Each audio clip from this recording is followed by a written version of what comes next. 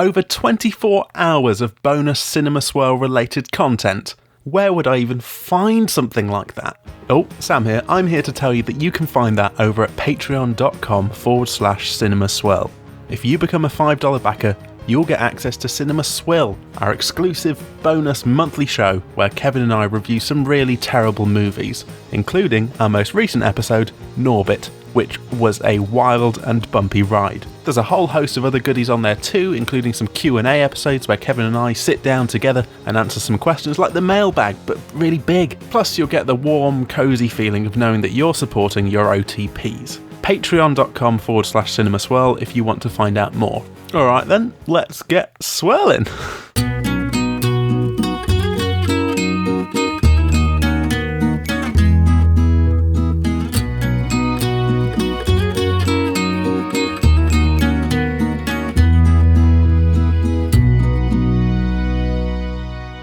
Cinema Swirl! Sure, he only had on him a sock and a shoe. It's episode number 62, and this episode is going to be shaken, not swirled, as your old pal, Cowboy Kevin, joined alongside in this large-scale operation on the base known as Hollywood, California, ziplining down underneath the lasers. It's Sam Chaplin himself, or should I say, Sam Bondlin.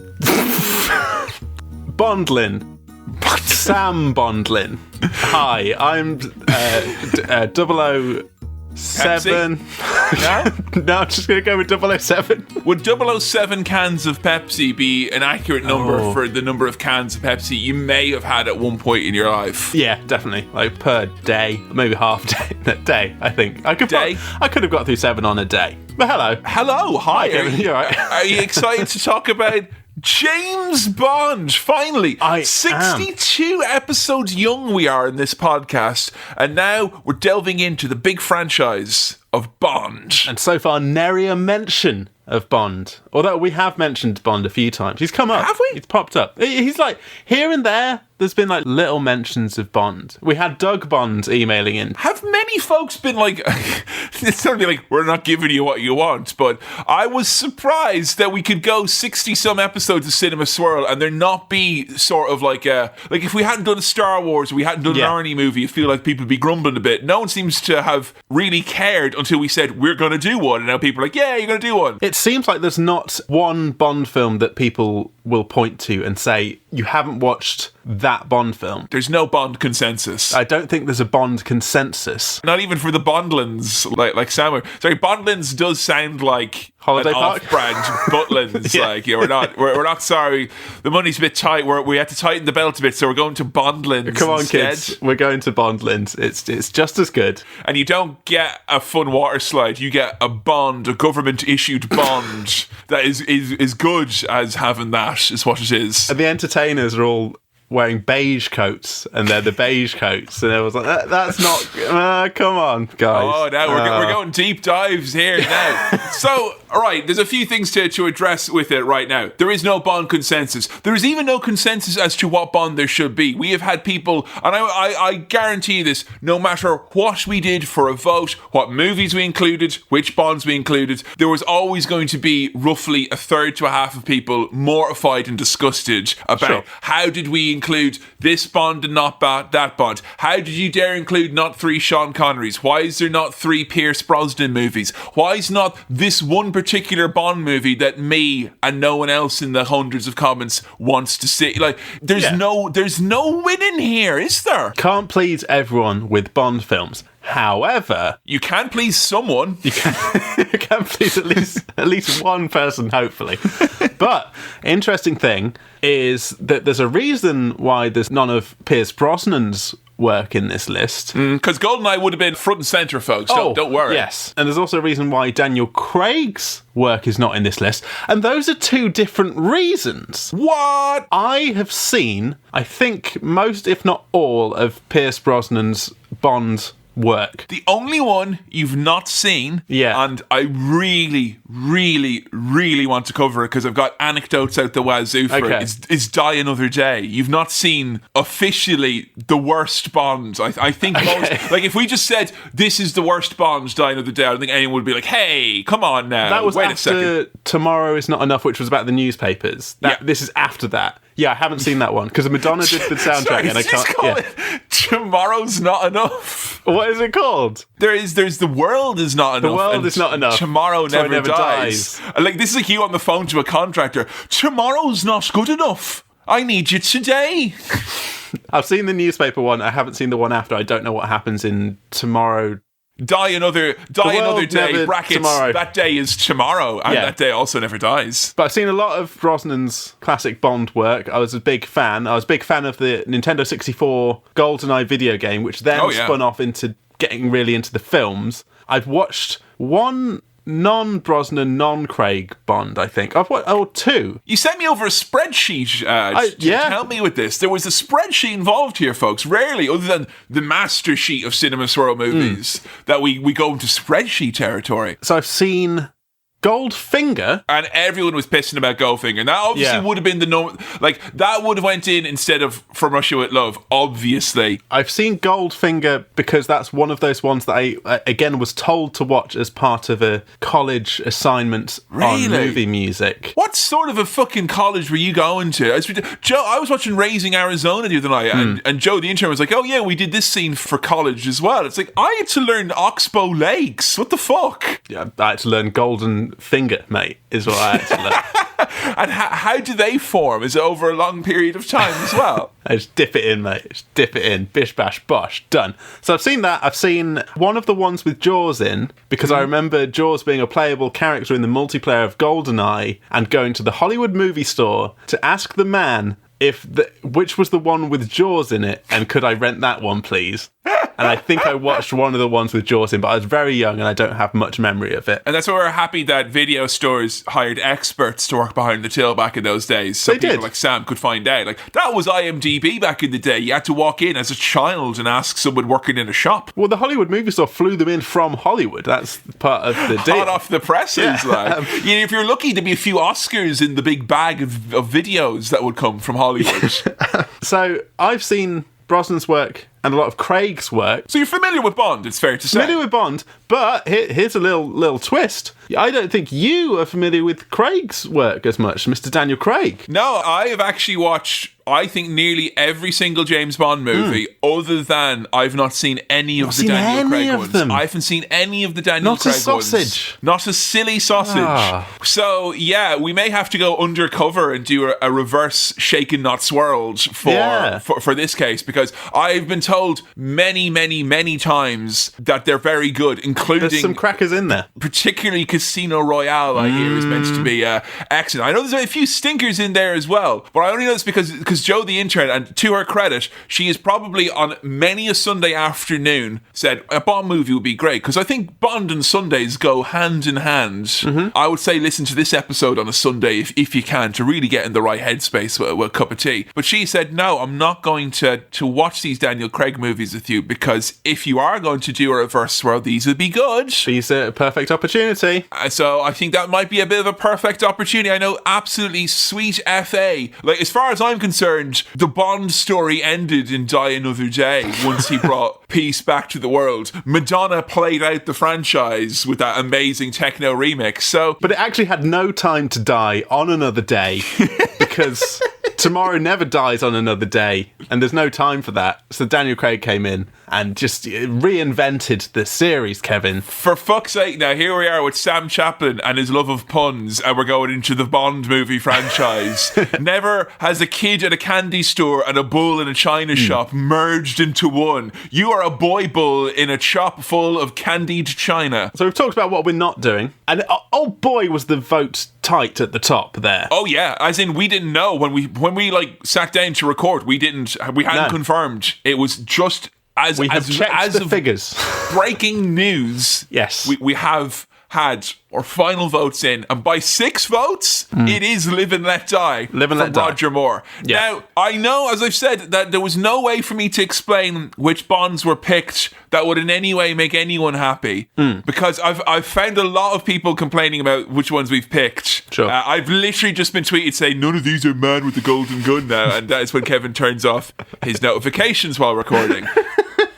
This is such a fucking bad idea. Literally what I did was I looked at Sam's list, okay? Yeah. And then I had four separate lists of top Bond movies. 2 from well-established canonical movie websites that we make reference to often here. Yep. 2 of which from broadsheet newspaper film critics of opposite ends of the political spectrum. Right, for balance. For balance. Yeah. Sam, I've gotten 5 different sources and also my own source, because I had 2 different lists, and then I thought, no, because people will moan if I do 2 Connery and 1 Moore, or 2 Moore and 1 Connery, or heaven forbid 3 Connery or 3 Moore. So yes, I did push in George Lazenby because that movie appeared in top 10 lists from all 4 of those sources, and I felt bad for him as well, alright? All right, you've shown you're working. I've shown my working. I'm very proud of you for being thorough. I was very thorough, Sam. Yeah. But all I'll say is there'll be lots more. There'll be more Bond votes, surely. Yeah. I'm sure. Yeah. And we might do more thematically narrowed Bond, i.e. we might do, next one will be just a Connery Bond swirl, all right? And then we'll all be happy, won't we? Some people will be happy. The Moorheads, the weapons grade nuclear Moorheads will be... Excuse me, we refer to ourselves as morons because we're on the Roger Moore train, okay? Right.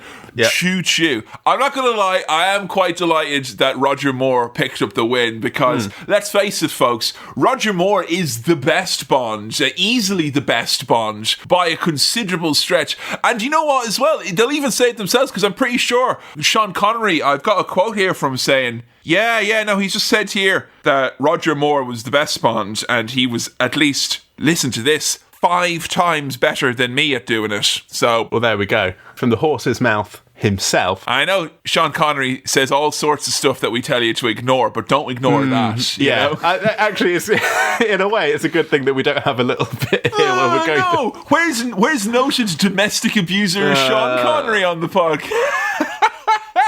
No, we'll come to him in time. Yes, and we'll do a special George Lazenby swirl as well, won't we? And a special Timothy Dalton one as well, won't we? Yes, of course we will. But before then, Live and Let Die. Live and Let Die. Live and Let Die. It's got a lot going for Live and Let Die. This is the first Bond movie that I owned on video. And I want to ask about you. Bond videos were kind of a staple in the house. Like a Saturday afternoon or a Sunday evening, very often the Bond movie would be put on. And it seems to be one of the only things that was ritualistically watched in my house. That I could tell you, I wasn't keen on Bond until probably GoldenEye and stuff like that. Okay. But I was plonked down in front of many an afternoon of Connery and Moore. And actually, I think one of my earliest memories of going to the cinema, a very early one, I know we said before Batman Returns, but I saw the really violent one, what's it called? License to Kill? I saw that in the cinema. It sounds violent, doesn't it? that is the violence, that's the gory Bond, right, that okay, one, yeah, so yeah. it is. But you tell me here now, with your almost entire collection of Brosnan movies being watched, seems that old JB was doing his job when Sam Chaplin was growing up. They got you into the cinema, they got you watching Bond. Yeah, I've watched plenty of Bond. It all stemmed from the video game. Really? Yeah. Any watching before then? I don't think so. I mean, that game came out, late 90s? Mid-90s? In 96, I would say. 96? It was thereabouts. 95, 96. I would have been quite young. And so then I watched GoldenEye and I watched a few other Bonds. I may have seen bits of some other Bonds, but not enough that it's, made that much of an impression on me. It's so weird to think of you playing Bond when you were like 7 or 8 years old. I was good. The Cradle level, I was fucking brilliant at. My brother, who is the video game guy, right? Yeah. He would be the one who'd be playing, I'd be watching. He'd hand over that clunky controller to me because he knew I could get through Cradle like that. I was just... brilliant. Well, you could get from the cradle to the grave. Maybe it's because you hate Sean Bean so much. Maybe you just wanted to kill Sean Bean. Like that was it. You just had that bloodlust in your heart. That game got you into Bond. Yeah, that game got me into Bond. And Bond is completely ubiquitous. I'm not saying like I found this game was like, oh, who's this obscure spy character? Like, Bond. Bond's been parodied and everything. What do I know about Bond? Most of the stuff you need to know about Bond. He's a spy. He loves the Queen. He does. He loves the Queen of the stage and screen, Dame Judi Dench. He's the real Queen. Yeah. I would swear allegiance to that Queen. I think I would. Yeah. Is it a British staple, Sam? It's a British staple. These are British films. Yeah. This is an iconic British literary and film character. This is a big deal, Bond. I want to know then, as a result of that, was this something that there was ever any kind of like parental involvement? Like, come on now, Sam, bit of Best of British, bit of Bond, watch Bond and eat your roast beef, be British, Because many kids aren't eating beef or watching Bond these days. I think there was some of that, but I don't know how much my dad in particular was into Bond movies, really. I think I mentioned before that one of my not earliest cinema memories, but something I remember was not being able to go and see one of the new Bond films because I was too young. Right. Yeah. I was nearly brought in on that part of it, but it just didn't work out. The timings weren't there, but I've since been to the cinema to see more recent Bonds. Bond is shifted tone so often, and that's what I think is really weird. I think we're definitely in for some shocks, like watching the 1970s classic we're about to sink our teeth into. But yeah, like I remember like early memories of Bond being quite a violent franchise and whatnot, but then it also being quite a cuddly. Like I remember being quite bored by a lot of Bond when I was a kid, and actually the phrase "go and watch James Bond with your father," I'm pretty sure I've heard that a few times. Like, if I wasn't going to sit down and watch James Bond, I'd be like, you're going to ruin the Sunday afternoon atmosphere by not partaking in Bond. Right, it's like a requirement that you watch it. I think there's so many things we could touch on here, but I will get lost in it. Like gadgets, cars, all that sort of thing. Who is your favourite Bond? Is your favourite Bond Brosnan? Yeah. Yes. I would say so. Just gut instinct. Yeah. I really enjoyed him. It's what you grew up with, isn't it? Yeah, exactly. It's like Doctor Who's. It's like some other franchises that have different people playing the same character. Can't remember any other times where that's happened. I'm sure there's loads. I mean, I'm a Moorhead. I'm a moron. Yeah. I think that Roger Moore was it's technically the one that I grew up with, because even though I saw all of the Brosnan ones in the movies, I remember having a lot of Roger Moore on video, and I think he was my dad's fave as well, maybe. Okay. So it felt like there was a lot of those ones in, like A Spy Who Loved Me is another one which I remember seeing a lot of. A View to a Kill I remember seeing a lot of, and Moonraker as well. And what I like most about Roger Moore, and I'm not sure if this will be the best example, I think it will be somewhat. I think Moore is the perfect Venn diagram of like serious Bond and like pure goofy Bond, in that I can't think of anyone who's been in as many goofster ones, but also legit ones where he's cool Bond that you remember and know and love, quite like Roger Moore. He is the broadest of Bonds, I would say. My understanding of Roger Moore is that I'm going to have to strap myself in for more of the, the quips, the kind of the smooth, suave. I'm prepared for some goofiness here, and that's the feeling I get from Moore. That's a nice change of pace, because you would rarely get any goofiness from Connery at all, except for that one interview that he did where he said that the entire run of him in the James Bond movies was actually just a big joke, big laugh that he was having. It was just a piss take, actually, was all it was. And at the end he said, I can't believe they let me get away with that shit. He punked us all, truly, did Sean Connery. He's the original Ashton Kutcher, Sean Connery. I'll give him that. I don't know much about this film itself. Other than the song. What's the song, Sam? It's Live and Let Die by Paul McCartney and Wings, which is a belter, England.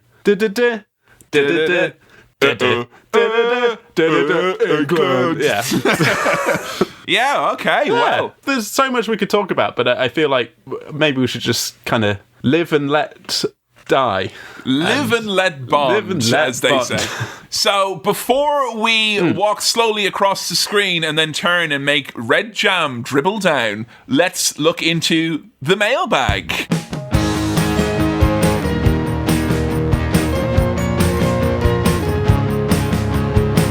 Now, what I'd like you to do for this one, Sam, is when the mailbag comes, that you're walking slowly and it goes da-da-da-da, and you turn and it goes bang, and then loads of letters trickle down. Yeah. Okay. Yeah? So, listeners at home, make sure you watch out for that. Yeah. Good. Bang!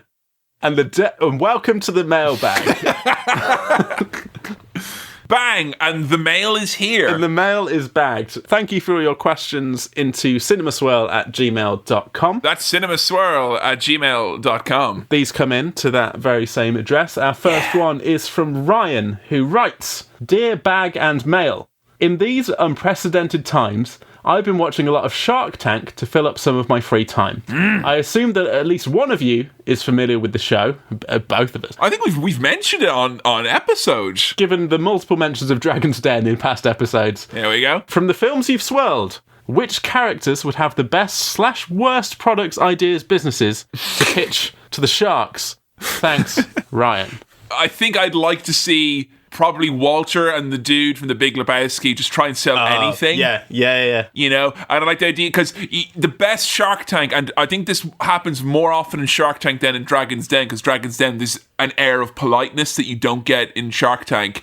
Shark Tank, you very often have two presenters who are completely at odds with each other, like tonally on the business end. Like one's going, we need 500,000, do we? And like, talk about it before you go in. The bit where they go, da da da da da da da da. The big long walk. You could have had loads of chats about what you wanted. So I would have I think there would have been a lot of anger there. There would have been a lot of confrontation, and they would have been dead to Mr. Wonderful, which is the most important thing. That's not where you want to be. You know what? I think, and this may be a case of recency bias, but I feel like Axel Foley has the mouth to pull off a successful Shark Tank pitch / Dragon's Den pitch. Fast talking is old Axel Foley. Convincing. He's tricked people into all sorts of different things with his disguises and undercover operations. I think he could quite nicely pull it off. If he had the other two cop lads as his backup guys / number men, then they'd be a formidable team, I reckon. Yeah, I always like when there's like a quiet person who's only used as like the last resort in the pitches, in the den, in the tank. Yeah. So, I mean,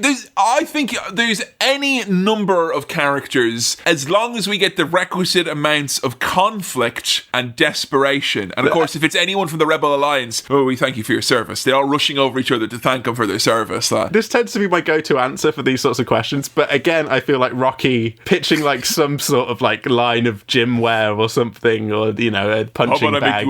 I'll make you a nice dinner. How about that? I would just love to see it. Rocky he has that right level of, you know, desperation and kind of adorableness, I think, from Rocky is what you could get there. And what would happen there with Rocky being there, like you suggest, Sam, is you'd probably find someone, I'm not sure if it'd be Mark Cuban or maybe it'd be Robin. They get a little bit of a pissing contest with each other where they'll go on about like, oh, I know all about this man, and like, oh, great pitch, almost as good as that right hand you pitched to Clubber Lang in your historic fight, you know, because I know a lot, Mark. I know a lot. And then Mark's like, well, I own boxing. And they go back and forth, and Rocky's like, oh, it's getting a little spicy here. Maybe we'll give Rocky a little bit of money. And then at the end, it's like, actually, no, Rocky, it's not for me. It's not a business, and I am out, but I thank you for your service. And you realize their whole argument was just that they were arguing about something else framed within your pitch. And that happens very often as well. Not even about the investment. Exactly. You could have shown them the door at the start. We're going to have an argument about something else. We're not investing in your pram. Go away. Yeah, say what you will about Theo Paphitis. He's never done that. No, all right? Absolutely not. And that's why he runs the Ryman stationery chain with an iron fist. And they do actually sell those iron fists that they use as paperweights that you can get at Ryman's. They're pretty cool. They're cheap. So thank you for that question, Ryan.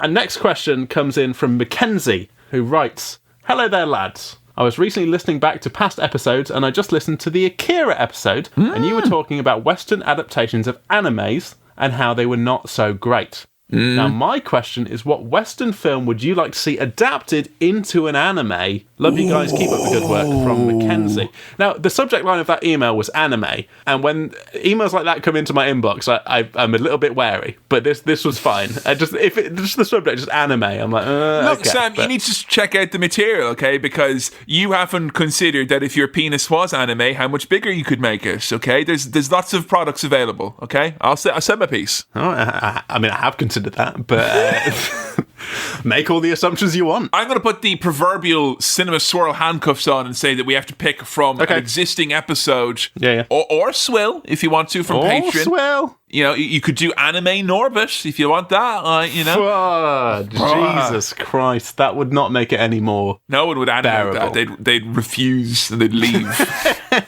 There'd be unfinished drawings. I'm simply not drawing it. What would you go for, Sam? Well, you know what? The Wizard of Oz, Kevin. Whoa, The Wizard of Oz. Can you imagine those locations, those characters, the bright, colourful, nature of it lends itself wonderfully to anime, doesn't it?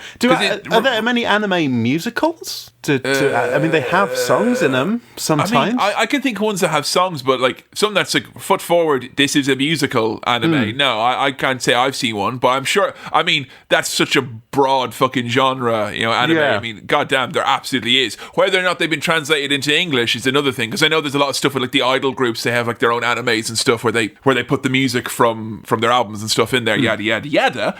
Man, yeah, Wizard of Oz, I could feel it. Yeah. Yeah, the Wizard of Oz, that's an awesome fucking pick, because like when you watch like a Studio Ghibli movie, you do get a little bit of that sense of Wizard of Oz like wonder over there. And I'm always really interested in how other countries, I say other countries, I'm always interested in how Japan consumes and absorbs media from other countries and then how they kind of interpret it. Like I always love to know, like in things like music and stuff like that, the Japanese audience gets into these weird obscure bands, and certain bands make it huge in Japan that never really made it big elsewhere. And I like the idea that can happen as well with movies and stuff. I'd love to know what Japan thinks There could be of the something Wizard weird of and Oz. obscure that could be a big one in Japan. In terms of anime, I don't... All right, I'll tell you what I'd love to see anime, just because it really has the over-the-topness of a lot of the stuff I've been watching recently, like JoJo and One Punch Man, Face Off. That's a total fucking anime. I mean, it basically is anime with that dialogue. Nicolas Cage's performance, that feels like it could just lend itself to anime, doesn't it? Well, it does, because like in One Punch Man, they change the art style as different things as the action happens. Right. And if you notice, Nicolas Cage, he manages to find a way, despite being a human, to make his face change art style entirely and become something else altogether. So yeah, it's amazing. So there you go. Those are our anime picks for things we'd want translated the other way. Swapped over the other way. Great question. Great question. Now, Kevin. Sam. I'm going to close up the mailbag there. Okay. And what I will say to you is that, on the last episode, you'll remember that we had a Pepsi Swirl segment. We did. And I've remembered that I didn't edit in the music for Pepsi Swirl there. But hey, if you're going to go back and check it, listeners, by the time you listen to this, I will have replaced the audio and no one will ever know. Unless you're on SoundCloud, in which case you'll have to clear your cookies or clear your cache and then return and re-download it. Look, right, we all make mistakes. Yes, and I have made that exact mistake at least twice in the many years I've been doing this, so yeah. So we did a Pepsi Swirl segment on the last episode, and you would think that now, at this stage of Cinema Swirl, where, I mean, maybe some new listeners don't even know what this Pepsi Swirl thing is, and to do another edition so soon would be self-indulgent and maybe even a bit annoying, right? Well, no, because I won't hear a bad word against indulgence, because sure. I would see people now and I would think, that's very self-indulgent behaviour and I don't agree with that at all. But then, now, it's all about the perspective, because there were times now where I was indulging myself. Sure. And I really enjoyed that. And I thought, well, that's pretty much all right, actually. That's okay. So there's something to be said of self-indulgent, providing you are the self. So I would just say, you are will self? I don't know if... I'm saying something. New thinking, new drinking. That's all I'm saying here, is that maybe if you're judging self-indulgence, maybe you should change your perspective. Well, with that in mind, Sam, when you're doing the edit, play the music now, put the music in.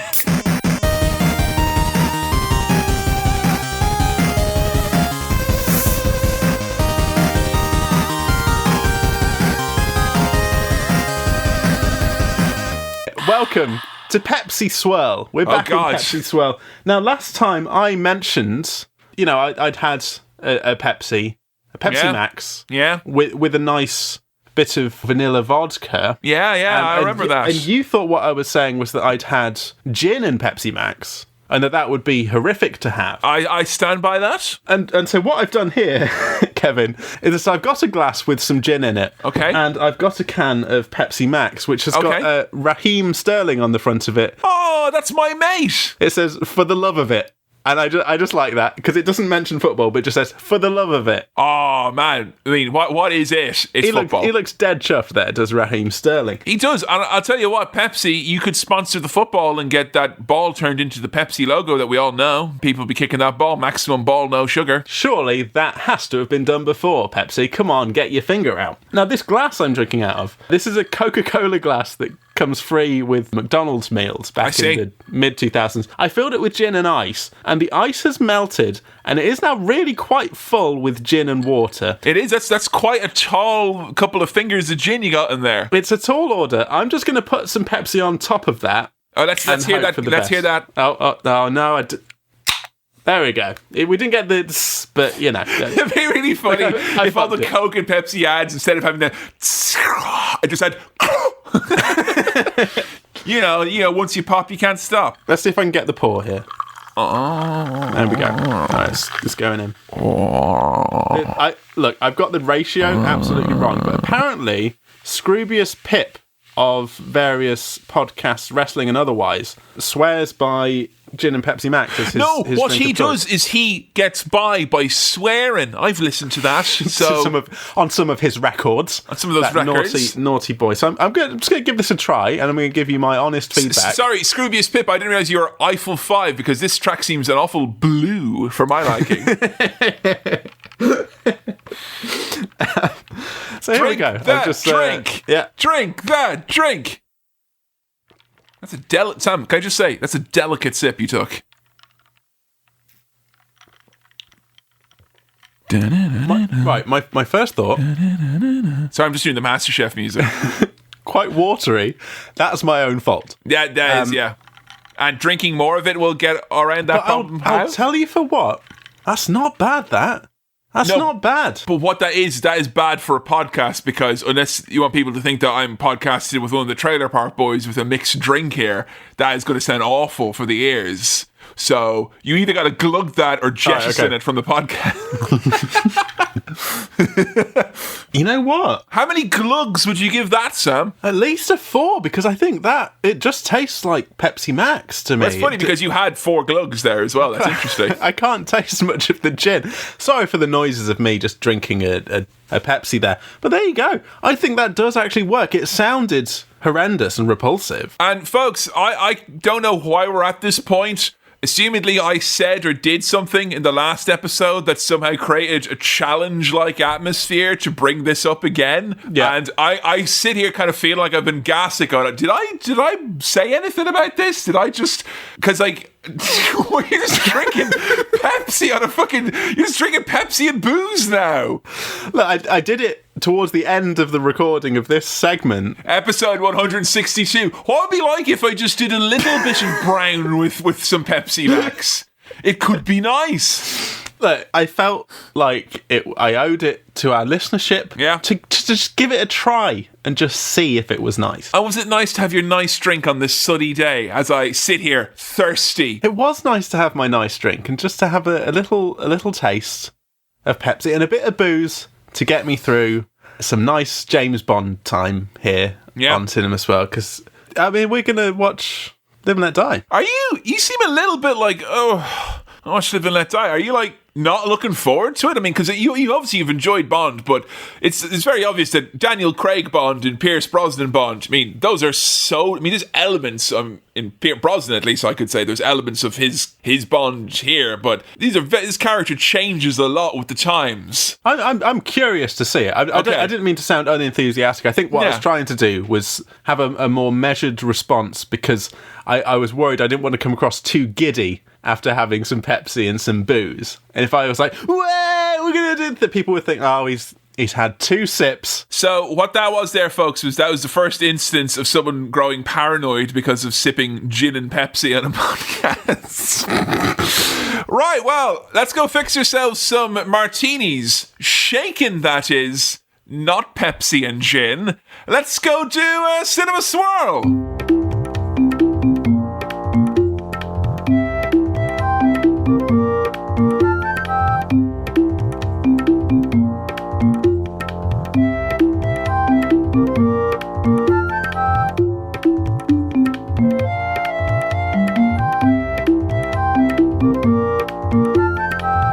we're back, or should I say, England. So we're here with James Bond. Live and Let Die. Yep. Not your first Bond, but your first Bond swirl. Sam, how did you get on with Mr., or should I say, Sir Mr. Roger Moore? With Sir Mr. Well, I've got mixed feelings. Please, Sir Mr. Roger Moore's my father. I'm Mr. Sir Roger Mr. Moore. But generally, yeah. Yeah? This feels interesting, this film, and weird. It is, isn't it? It's very weird. And I think in my haste to find the movie that I thought was the most popular for Roger Moore in James Bond, which I believe this and The Spy Who Loved Me are probably the two most Roger Moore heavy ones, I forgot to figure out that a lot of critics probably don't care or find it weird that this is a Bond movie that has both surprisingly good and surprisingly bad racial representation for 1973. Yeah. Which is a funny year, 73, where I don't know whether to go, fair play, Bond, or for fuck's sake, Bond, what are you playing at? It feels like it's in some middle ground where you don't know, like, what's going on. None of us know enough, really, to know if it's bad or good. But so this wasn't necessarily what I was expecting. There are some things that I thought were going to be in this that are not in this at all. Mm-hmm. And there are other things that are surprises to me. It wasn't what I was necessarily dreading, because I had seen, this was one of the ones I had on video, and I was I know that it's a dodgy Bond, and there's quite a few dodgy Bonds. Sure. Very often the dodginess of Bond is just Bond himself, whereas in this, Bond is a bit dodgy, but the premise is the dodgy bit, really. Yeah. So in a way, it's a balance. I'll tell you what is in here, and what I do like, and what I've always liked, is the iconic Bond music and the little... What do you call it? The title sequence thing where the little hole kind of bobs around on screen and the blood comes down. So like a barrel of a gun. I tell you what that is, Sam, is that's very relatable content, because I'd sure disagree if I got shot as well. Like, if someone shot me, I'd be like, oh, no. And my head would be going left and right. Wobbling back and then I'd be looking down at the ground because I can't even look at you now. I'm that upset. I've always loved how a little bit crap and homemade that effect has always looked. Like, obviously for the time, fine. But even for much longer afterwards, where they could have done it up a bit nicer, I think it's tradition to keep it a little bit arts and crafts, is what I would say. This is easily the most I paid attention to a Bond movie ever. Ever. Because every other time I've watched a Bond movie, it's been a Sunday afternoon where I'm full of roast dinner or tea and cakes, and I'm a bit sleepy and I don't really care. It's just kind of on. I've been dragged to the cinema to try and reclaim some of the magic of GoldenEye, which is just not going to happen. Keep in mind, I've not seen your Daniel Craig special Bond movies, all right? So, watching this, I was enthralled by loads of random bits of Bond. Like, does he hold his arm every time he does the sideways shoot? Like, because Roger Moore was doing that, but I just thought, because the gentleman anticipated some kickback from his sidearm. I like that you've got a Roger Moore ready to go. I can get a sense that we're going to get a bit more of that. That's my takeaway from what you just said. Okay, Kevin's got a Moore here. We're gonna have fun. Hey, we're straight into New York's United Nations, and we see the UK delegate looking extremely bored. Is that what you would refer? I'm disappointed, Sam. I thought you'd refer to him as our man in New York. And there it was, as usual, in the UN, or the UN as I like to call it, with a Hungary banging on as usual like something or other. Farage is there looking pretty, unimpressed. And someone unplugs the translation feed for his headphones and replaces it with something else. Yeah, EDM. That something else is a big, loud, horrible squealy noise. What? And fucking hell, that made me laugh straight away. And I was like, I think I'm in for a good time here, because this is kind of silly Bond in a way. This is... Oh, yeah. Yeah. Like, maybe I've become too familiar with the Craig era of Bond, where things are a bit more grounded in realism. But very funny to have a big, loud, squealy noise that kills a man, and he goes and kind of keels over with the horrible, loud noise. You're in this perfect moment, like 10 years into Bond, where they're just bored enough of like just straight up Bond, and they've just had to be just not a full jump, but a toe into the realm of the absurd. Yeah. And that's why you get, we were talking about in Face Off how it was peak fun times for terrorism. This is peak fun times for espionage. This is when they were like, look, we know that there are spies doing all sorts, and we know that we've got computers and things now. So sure, we've probably got some sort of an EDM singular EP that would noise that'll kill you. It's like there's a fucking catchphrase buzzing in noise that kills this man. Have we killed him? Yes. Right. I never trusted that Mr. Chips. I knew he was a sleeper agent. Mr. Chips would be a good Bond villain. Oh, yeah, because you wouldn't know what he's doing the whole... Say what you see, Mr. Bond. Say what you see. And I don't know quite exactly what he's up to behind there. It seems as if he's up to all sorts, Mr. Chips. We get a kind of montage here of agents being killed. And this next one is a fucking nightmare of emotional rollercoaster situation, because we're in New Orleans. Or New Orleans. As it's all in. I'm watching Treme at the moment, so I was like, way! New Orleans, down in the Treme. Here we go, baby. Good times. We're in New Orleans, and round a street corner comes a marching band and everything. And I was like, oh, these guys look a bit miserable. And then I was like, oh no, it's a funeral procession. That's why they look miserable. And then a little man comes out and says, he's asked, like, whose funeral is this? Yours. And then stabs him with a knife. It's such a gentle stabbing. It's yes. Like, if you're going to stab me, do it like this man here. It's just like a shh. What, he inserted the tab and the man died. That was it. Like. But Kevin, I thought that was like a clever line to give before you stab someone when there happens to be a funeral procession passing. But oh no, they come by with the coffin and scoop up the man who has just been stabbed into the coffin. They just drop it down, pick it up, and then start dancing to kind of celebrate that this man has died. I mean, that was incredible to watch, that little sequence there. I felt so many different things. I wasn't sure if I was being sensitive to all sorts of problems. I was like, oh, they look miserable. Oh, it's a funeral procession. Oh, he's joking about it. Oh, it's not a joke. Oh, it is kind of a joke. What on earth happened? But I love it. Look, we're not saying look upon every funeral procession with suspicion.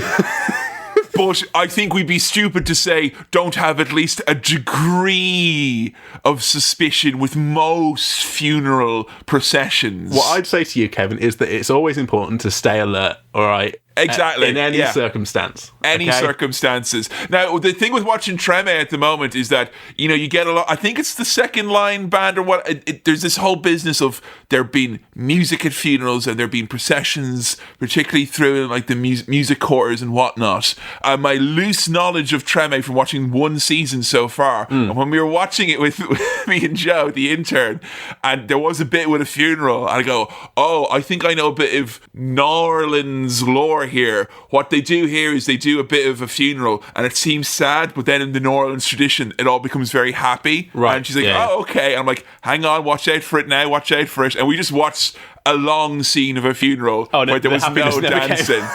Yeah, and then like, you know what? I think there's only a dance if they manage to successfully kill a man. Scoop him up into a coffin. Yeah.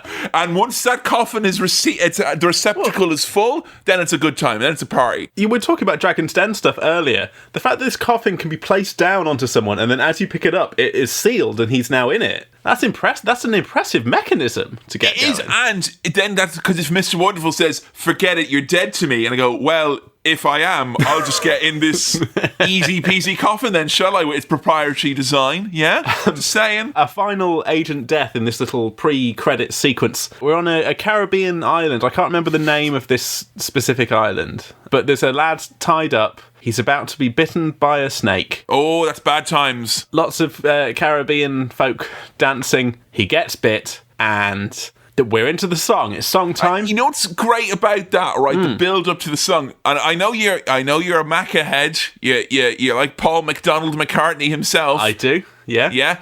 And did you notice that as they were about to kill the guy, it was going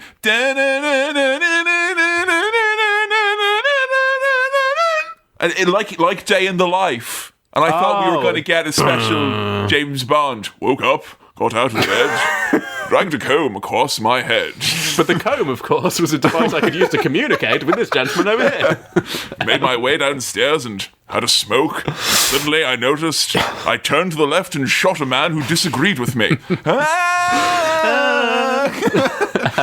Right. Is this song, Live and Let Die, is this Paul McCartney or is it Wings? I'm not sure. It's Paul McCartney and Wings. It's Paul McCartney and Wings. What's that? The song is by Paul McCartney and Wings. And Wings. Who Wings would go on to just be Wings with Paul McCartney within that. But was Paul worried that he wouldn't be known to be in the band if you didn't say Paul McCartney and Wings? Like, did he want it to be Paul McCartney and the Beatles? That's why they split up, because he was like, guys, we need to have a name change. This is now Paul McCartney and the Beatles. It's just not clear. I'm sure it's credited as Paul McCartney and Wings, not just Wings. It's written by Paul and Linda, performed by Paul McCartney and Wings. Or performed by Wings? Oh, there's a question here over I thought it was Paul McCartney and Wings. But what is not in question, Kevin, is whether this is a belter. Oh, it's a 5-star Bobby Dazzler belter. And you know what it is? There's songs that get in your head, Sam, right? And fair play to any song that finds its way in your head. And I know we all get irritated with earworms, but you have to respect the process. But is it nothing of the fact that this is a song that gets into your head and then actively changes the tempo of your life. Because if you're walking around to the bit going, well, you were wrong and you were not an absolute dickhead. You're walking around slow. But if you happen to be chopping vegetables when it gets to the mate, you got a fine dice. That's all I'm saying. You got a very fine dice indeed. Live and let dice, because but yeah, it's an absolute stone cold belter. I'm glad that this crops up later on as like a motif throughout the film. That's great. You get little bits of the melody or different portions here and there. Some interesting stuff later on I'll touch on. But this sequence with the kind of wobbly water effect on the titles, the cutting from a face to a flaming fucking skull. And some of those ladies were not wearing clothes. And they thought you couldn't tell by turning off the lights. And I've been eating my carrots, mate. And sorry, you don't control the brightness on this TV. And look, it's a sexy song. It's a sexy song. It is a sexy song. But again, though, I say to the people, it is a sexy song. Perhaps I'll use that in my sexy endeavours. Just be careful. Again, the pacing issues. You don't want Paul McCartney deciding when you're shifting gears. And that's what's going to happen if you're listening to this song. And there's a verse bit. There's the kind of fast-paced... and then there's a bit I keep forgetting about. Oh yeah, the bouncy bit. When it turns into a fucking Kiora advert towards the end. What the fuck's going on there? So you don't want that level of sudden, sharp change in tempo on your sexy playlist. Particularly so the fact that you got sharp changes in tempo, some of which will elicit laughter, which you generally want to avoid. It's just the song is deceptively unsexy when you think about it, Sam. All right, but for me, I enjoyed it on a sexual level. We cut to James Bond, and he's with a lady who's once again finds himself interrupted by spy business. And there are stone cold, fucking absolutely dead on the money quips in this movie, right? But then there are just some of these ones where it's like, you wouldn't have that one for free. There's loads of ones which aren't quite quips, like this: insomnia, instructions, Bond. It's another thing with IN at the start. So who's this MI6 man? The old man who comes in? Is he just the? Is he? Who's he? I think that's M. I think that's M. Very little of the extended Bond family here. Moneypenny's here for a brief spell. Ain't no Q X, Y, or Exhibit. None of them are here. I was waiting for Q the whole time. We've got no Q. John Cleese has got alimony bills to pay up. We said you can digitally insert me into all of the old Bonds as well. That way I get 13 more checks. John Cleese was in, I think, 2 Bond films. It's the iconic Q. No, he's the iconic R. He's the follow from Q. Yeah. The problem is you didn't recognise him because of the Irish. In Ireland, he was called R. Right. But over here, he was called or Ah. Right, I'd read some trivia because I was looking about Q because I didn't see Q. And Pierce Brosnan, in the first one with John Cleese, found it really difficult to call R because of his native Irish pronunciation. 20 minutes down the road he was. It was a real struggle for him to say R in that kind of British way. So in the later film, he managed to call him Q. He kind of became Q when he'd earned Pierce Brosnan's trust. Yeah. And so he was like, that's much better to pronounce in this cod English voice that I'm having to do for this thing. So there you go, a little fact for you there.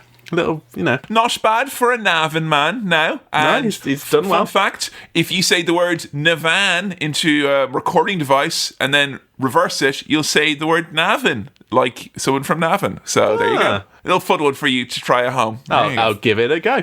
The MI6 man is here. James's lady friend, his Italian lady friend, is hiding in a cupboard.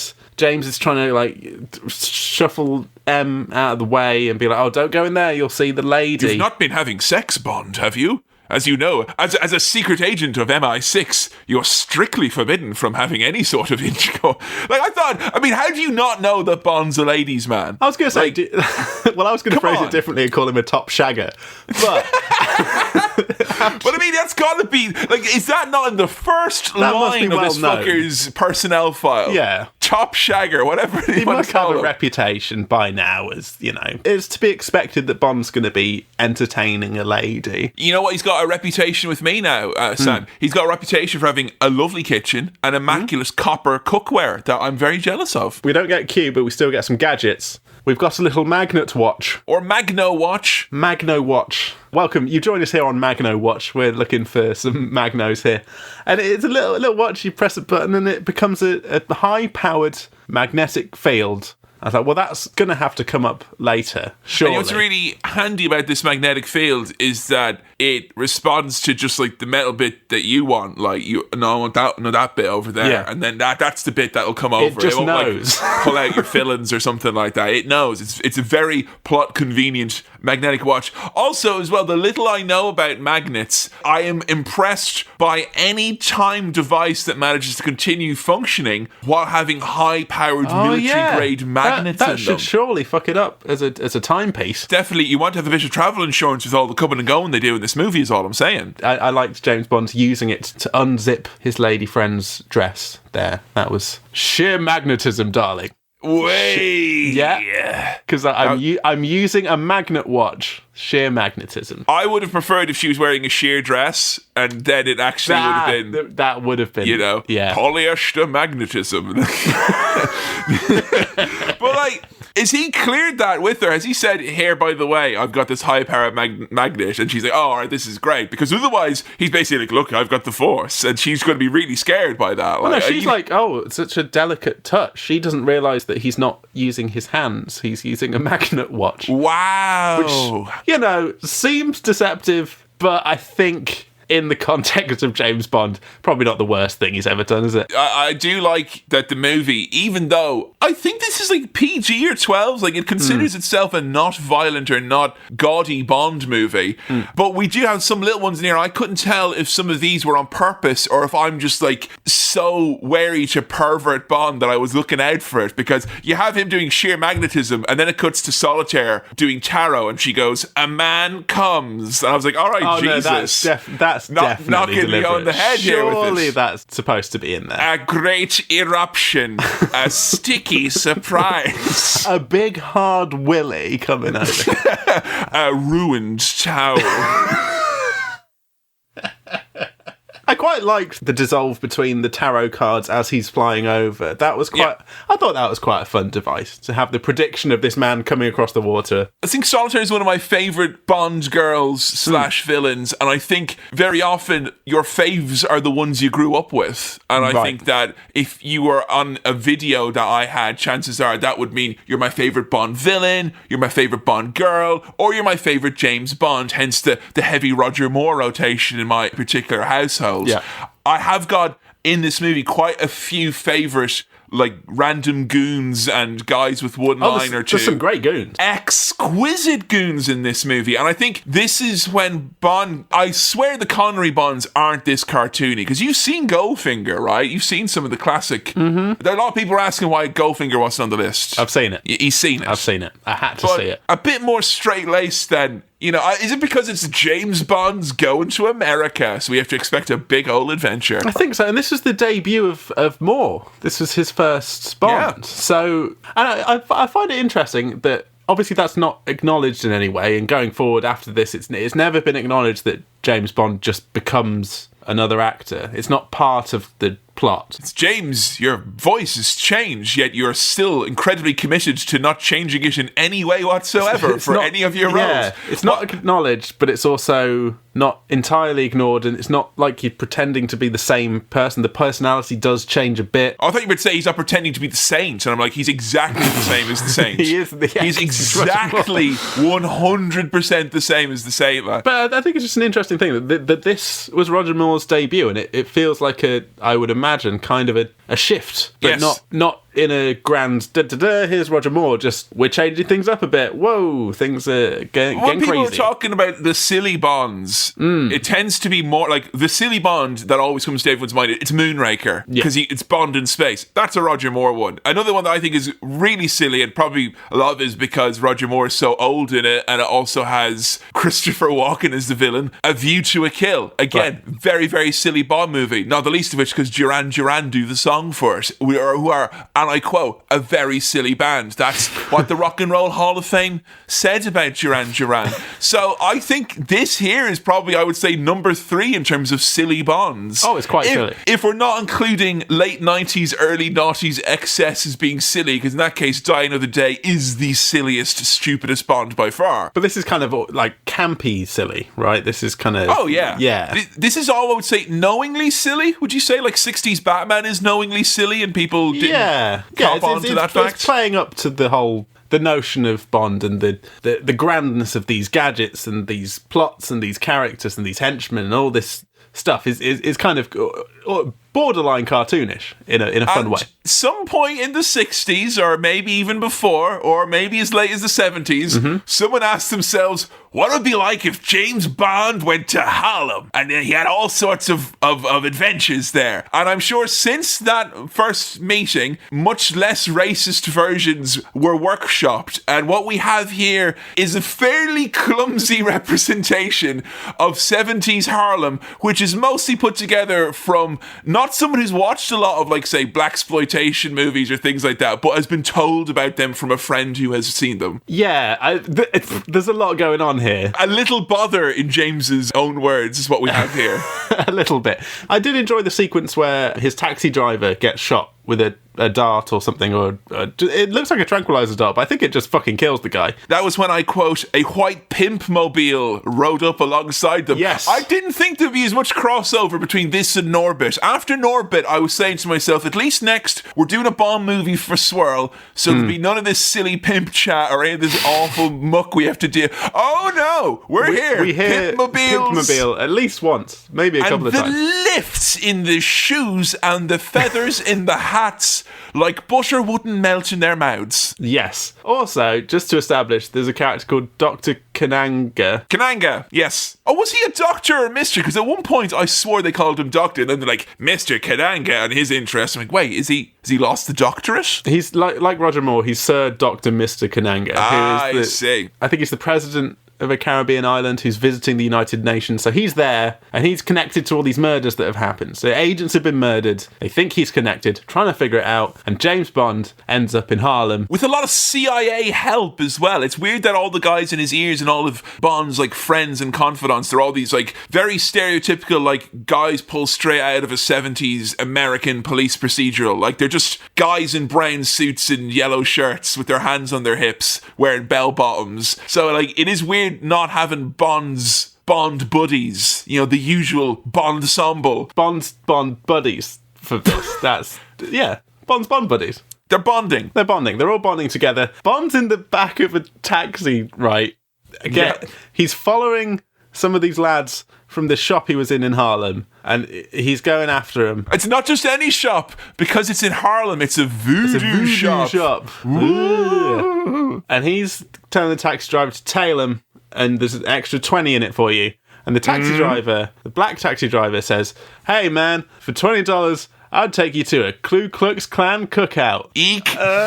Okay, sure. And there's like... That's probably the most on-the-nose, like, I'm a black person in America line in the movie, isn't it? Yeah. It's a bit clumsy. There's some clumsy stuff, sure. Or a lot of these people on the streets are all communicating with each other. That everyone seems to be connected. Lots of, like, honky and cue ball are used to refer to James Bond here, because he's in Harlem. You know what? I love honky as a slur. Honky is so fucking funny to me, mainly because I don't even know if the story is true. I had heard in school that the reason that honky was used was that when white people would move into certain neighborhoods, folks there would notice that they would honk the horns on their cars a lot when they were outside, and it was really ignorant and they hated it. And I'm like, honky. that is probably one of the, if that's like a white people thing, that's probably one of our worst traits, and yeah, lampoon us. We should stop it.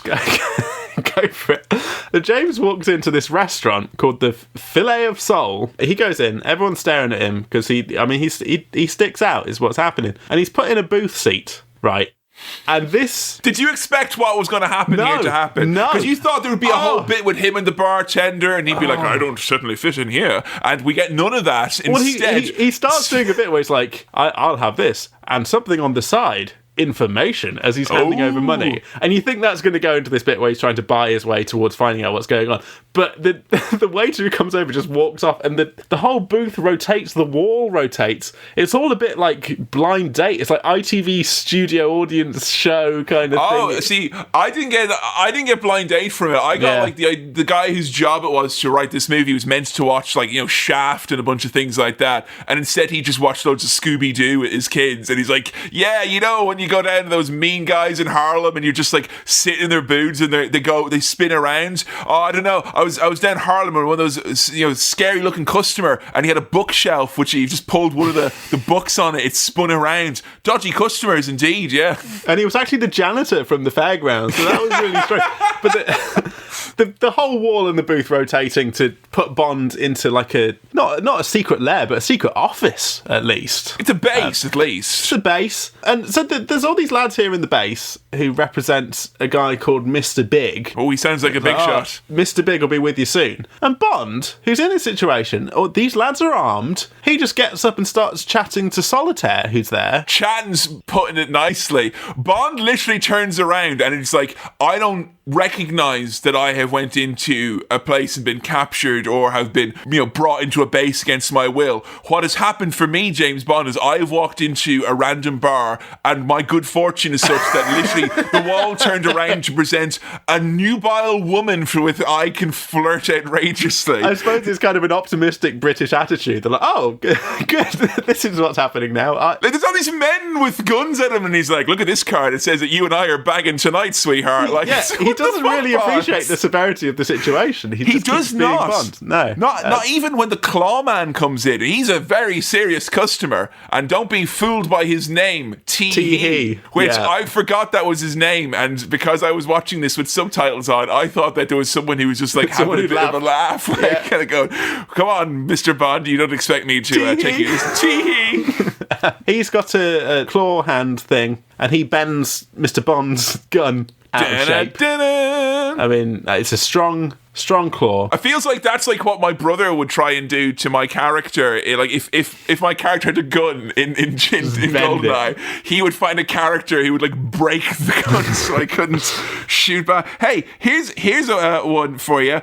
James Bond not knowing what the phrase wasting means, which is really I think if you're a proper MI6 agent, you're gonna have some lessons in terms for things that are used in different areas, right? Surely. Particularly in excellent dialogue like, names is for tombstones. Waste this honky. Names is for tombstones, baby, is such a good line. And what's your name? Names is for tombstones, baby. Oh, please, names is for tombstones is my father's name. I'm just Toomey. And also, Solitaire does a pretty solid dunk, because James is there trying to be flirty, turning over the cards. He turns over one. It's the Fool. And she says, you found yourself. Dunk. But yeah, so James gets taken outside.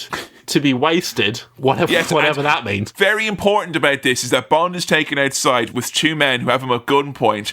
It's at this point that Bond meets a friendly agent who's there to help him, but not until it's very clearly established that Bond was able to save himself without any outside assistance. The man shows up and he's like, "Oh, I was here to save you, but you managed to do it yourself, I guess, James. Good job." Yeah, I didn't really think about that, but that is strange that, like, because I even wrote down in my notes, like, oh, this CIA agent helps him get out of a spot of bother. He doesn't really. He's just there after James has already got himself out of the trouble. Is it right to say that the age of, like, the relentlessly capable protagonists like this is kind of, like, over? Because I've not seen any of the Daniel Craig Bonds, but I imagine he has, like, he's sweating a lot and oftentimes it's a bit dirty and he's got, like, you know, a cut sometimes in some of those movies. And, you know, some of the movies have names like Quantum of Solace, which I can't imagine was nice for James. No. But, like, there's no sweat on James Bond in this movie at all. This guy is fucking coasting through it. There's no real, like, vulnerability to him. No. He always seems to know what he's doing. He does sometimes, usually when speaking to the ladies, have a bit of a kind of clumsy, buffoonish quality to him a little bit, but still in kind of a fun, endearing way, I think. Like, you're not meant to relate to Bond, I don't think, because, like, there are spills and chills in this, but it's not because you think, oh no, James Bond's going to die. It's because you're like, oh, if I was doing that, I'd die. But I'd be fucked. James is fine. He's like, what were you even worried about? Of course I can drive this boat. Hey, so after James has got out of that spot of bother, with no help of the CIA agent who we're introduced to one of our villains here. Very interesting villain. Baron Samedi. The mysterious Baron Samedi, who I wrote down, I'd promised myself I wasn't going to make a comparison to Papa Shango, and doing that, I accidentally wrote down Papa Shango and then erased and then rewrote it down, as this is so heavily lifted from, in the world of wrestling, lifted from this. But I mean, yeah, Baron Samedi was in GoldenEye, I'm pretty sure. And I remember I loved playing as him because he was one of the more interesting looking, not just a guy in a suit. He had a top hat and a skull and all that jazz. He's the voodoo god of cemeteries, the man who cannot die. And I think that, like, voodoo stuff is probably one of, like, the last bits of, like, stereotypical portrayals of black culture. I think it's one of the most enduring ones because, like, there's lots of stuff that folks reckon, like, kind of cannibal tribe type of, I don't know, a lot of that kind of representation kind of, it's obviously an important part of culture in parts of the world, but I don't think Baron Samedi is necessarily a very loving rendition of, like, because, like, voodoo is just viewed as this kind of, like, kitschy, kooky thing here. It's actually, like, essentially a religion in parts of the world, and it's an age-old thing, and it's kind of just harvested for cheap wah factor here. Because he literally just goes to the camera and goes, wah!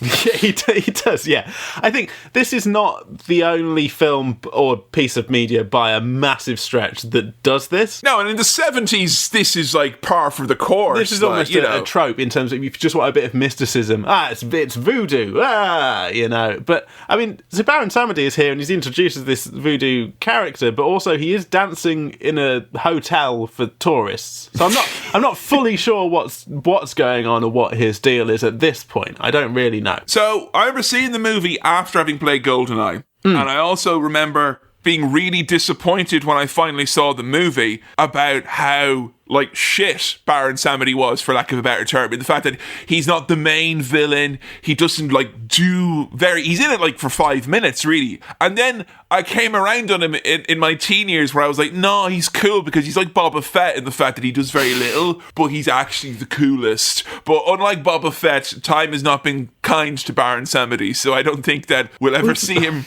replicated or depicted ever again, probably. He's the most potentially interesting in that any kind of supernatural stuff I don't think has ever come into Bond, really. Other than, I mean, here they really are, like, nodding a wink, he's actually magic. And also, as well, Solitaire, who we should point out, her tarot reading, they do explicitly say it's a voodoo magic power that she has inherited from her mother. So that's, like, they're saying that in Bond, clairvoyance is real, and this immortality gimmick, we can assume as well, is also real. But that never comes back. And, like, Baron Samedi, spoiler alert, is alive at the end of this, but he never recurs. He never comes back again, as far as I can he tell just has from a big browse of laugh. Wikipedia. He just has a big laugh. But yeah, it potentially could be steering Bond in a different direction. I don't think it ever quite goes there into full-on, like... No, we just go to supernatural space territory. instead. Yeah, Like, that's you know, fine. It's groundly, firmly in reality in space. That's weirdly, what we're being about. in space is more grounded than this. James arrives at this hotel and discovers that Mrs. Bond has already arrived. But you know my feelings on monogamy. And James, in his luggage, has got all sorts of like detectors and beep boops and doodads that he's using. You mean his wireless devices? He's got wireless devices, just pressing buttons, hearing noises. Don't know what he's doing. He orders the James Bond special, other than the shaken not stirred martini, which is Bollinger, which is James Bond's brand of champagne. The martini doesn't come up in this, does it? No, he doesn't go There's for a no shaken, martini. not stirred. The martini thing, it's really interesting in Bond, and I don't think I've seen all the Bond movies. Obviously, I'm missing lots of ones besides the Daniel Craigs. But I know that they've went back and forth a few times on whether or not, like, we're going to do shaken not stirred, or we're going to do the James Bond, dramatic pause. Like, I know there's been times where, like, no, we're going to be more serious, he's not going to do that. So it is quite telling that in the first Roger Moore one, even though we're being very silly, he doesn't have the martini shaken not stirred. No, and I wonder, he has lots of different drinks. Maybe they're like, oh, Bollinger is going to be his thing, because like I remember I had Bollinger champagne once. I was working as an animal welfare researcher, and the lady who funded it, who was a millionaire of much means, she had expensive taste, and she had like a big cabinet full of Bollinger champagne. Ooh. So one time when I met her, we had the Bollinger champagne, and lovely. It was so tasty that genuinely I thought I might try and become a spy of sorts. In order to facilitate more Exactly. Bollinger. For Queen and Country, no. For lots of champagne, mate. So he's drinking champagne in the bath. No, he's shaving in the bath. He's got some champagne. He's having a bath, right? James is having a bath. Shaving in the bath is great. I only actually did it for the first time ever this week. And it's great. It's great. Oh, what? Did you have one of those little shelves with a mirror on it? Yeah, I've got Joe the intern a special bath caddy a while ago, and it was good there for my accoutrements. I am now a freshly shaven bath boy like James Bond. I felt like James Bond when I was in the bath having a shave. There were no snakes though. Like no this. snakes. A fucking hell. A snake being snuck in through this little hole in the bathroom while he's having a bath. And I always appreciate any time a snake appears and they do a long like a special instrumentation for the snake. Snake noise. The room service lad is the bloke who shot the taxi driver from earlier, and he's got a really croaky voice. I later realised what that's connected to. He's referred to this henchman as Whisper because he's like, "Oh, James, I've got you. Your champagne, sir. Shall I open it?" I was going a bit Yorkshire with what I was like, "James, I've got your champagne. Where do you want me to put it?" James, I've got your champagne ready. Will you want to come down for it? Away, James. Come on, get your champagne and get He loves his bolly when we watch the one show. He's got a croaky voice. He's called Whisper. And you know what's great about Whisper? Every single line of dialogue he says in the movie, I noted this, someone goes, "Excuse me?" or it goes, "Pardon?" Right. Like, he's never heard the first time ever, and I like that. You know what? I beg your pardon. What?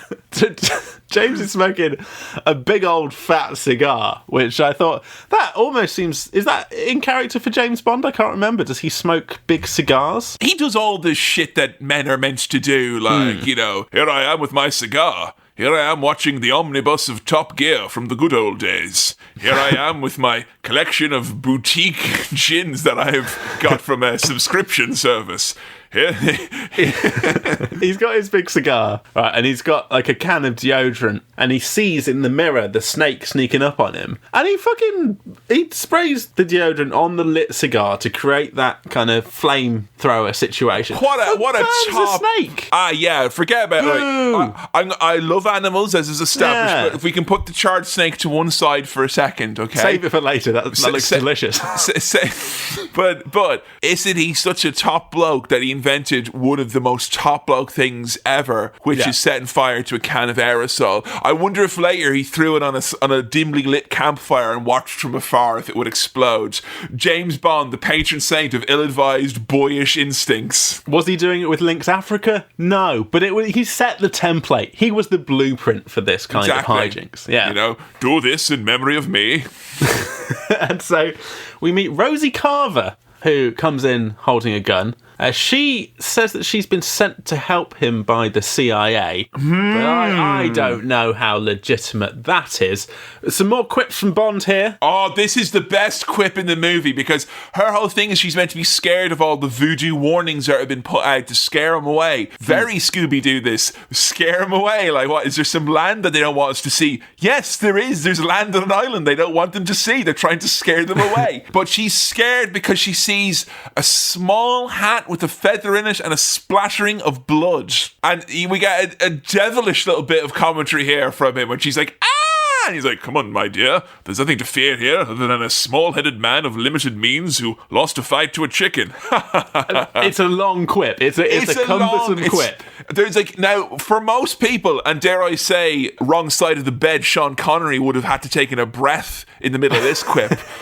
But Connery, that's one quip in one breath. Yeah. So the quip I was thinking about was when she gets scared by the snake in the bathroom, and he says, "Oh, I should have told you. You should never go in there without a mongoose." Come on, mate. Come on, what's that? A little bit of zoology humour there, a little bit of an ecosystem play there is what he's done. So this hat is a warning? It's a voodoo warning. Okay. It's a voodoo warning. Beware the small, bloody, feathered hat. There could be danger afoot if that is anywhere. I mean, I'm sure there's lots of innocent reasons why that could happen. Like, you know, I know oftentimes that may seem like a very small hat, but that could actually be a headband that's meant to look like a small hat for an Alice in Wonderland themed party that's went awry, isn't it? It's went awry. All sorts of possibilities as to why that could be happening. Don't jump to voodoo conclusions. Also, I'm pretty sure, not exactly sure, but I'm sure if Johnny Depp had children, he'd make him wear these. He would. And he'd be like, you're not wearing the hat. I'm very annoyed. Put it on. I'm sorry, Dad. Like, I'll wear the terrible hat you make me wear. Like, all sorts that he'd be up to, you know?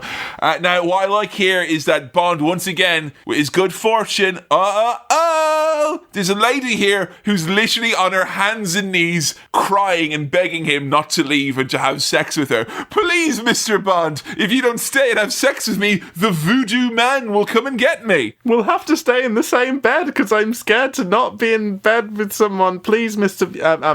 Playing right into James Bond's hand there, taking advantage of a vulnerable lady. What's happened here with James is that there's too many situations that are like a bit eyebrow raising. Like he hasn't got a quip for that. Like he's just like, no, all right, yeah, sure, like, okay. He can't keep up.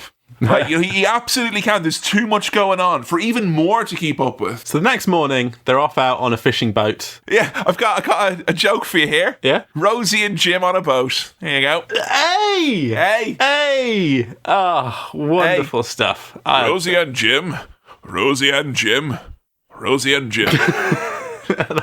I love that Rosie figures out that there's something up with this captain on this boat and sort of prepares to, like, maybe shoot him. But he's actually Bond's mate. He's actually the mate that he shares this hairbrush communicator with. It's fun, though. It means you can walk around at dirty old docks and look at some dirty old tugboats like this or crusty old barnacle busters.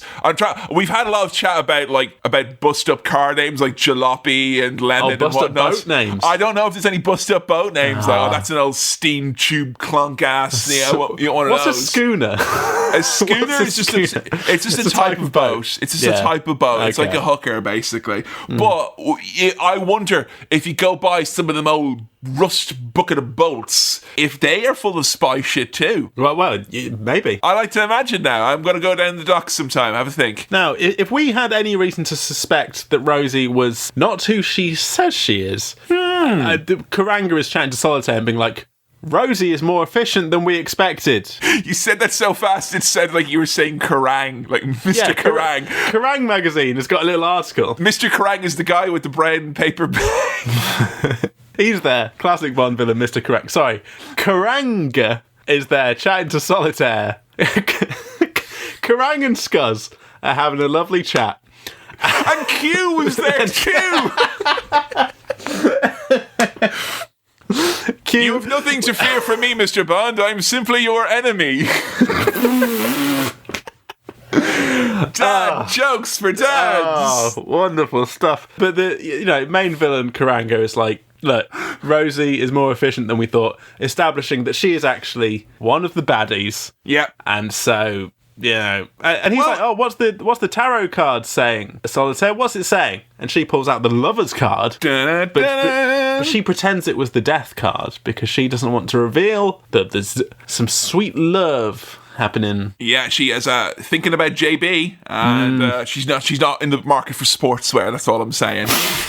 Speaking of fucking wear, full stop, the morning wear of James Bond. I hazard to guess that you're precious Sean Connery, who the only quip or joke he told was when he's like, can you imagine I was James Bond all those years and none of those fuckers even figured out how bad I was at it? But he couldn't pull off a morning wear like this. The flares of the powder blue suit of Roger Moore. Come on, people. Beautiful stuff. Also so beautiful stuff when he's going to suggest to have sex again with Rosie. He also suggests having pate as well, which is like, that's just great snack, great combo, great job, James. Yeah, in a little hamper in the back of the car, he's got some snacks. Very good. Well prepared. Do you think James prepares his own hampers? Oh, if he's got a hamper guy. Or if he's got a hamper guy, like a service, I don't know. I don't think MI6 is like catered. I think it's self-catering. I think you have to BYOF. I like the idea that they try very hard to make you sure that Bond doesn't really try. But, I mean, it'd be very unglamorous if there was a long scene of Bond putting knickknacks into a wicker basket, and, you know. It's always like, oh, that was very fortuitous there, Bond. But I think he tries a lot harder than he lets on. Well, he's not got it from fucking Harrods or something, mate. It must have come from somewhere. I think he's done it himself. And you know what? He looks after himself, because when he was in that bath earlier, he didn't... I wouldn't have shaved if I was like him. No, you just... know? Yeah, for the purposes of that mission, especially. He's a well-dressed man, is Roger Moore. We can all agree upon that. We can. And he's sussed that Rosie's up to no good. And they're lying down on a little blanket. And we get Roger Moore with no shirt on, pointing a tiny little gun at a lady. But she's freaked out by these scarecrow things. But he very casually threatens to kill her. Oh, yeah. He's like, oh, well. Very casually threatens. Yeah. Like, Joe, the intern, walked in on this scene, and she hadn't seen earlier bits of the movie, and she just saw Bond, with no context to do this, and she was fucking chilled. She's like, what is this weird snuff Bond you're watching, where he's just like, now sleep with me or I'll kill you.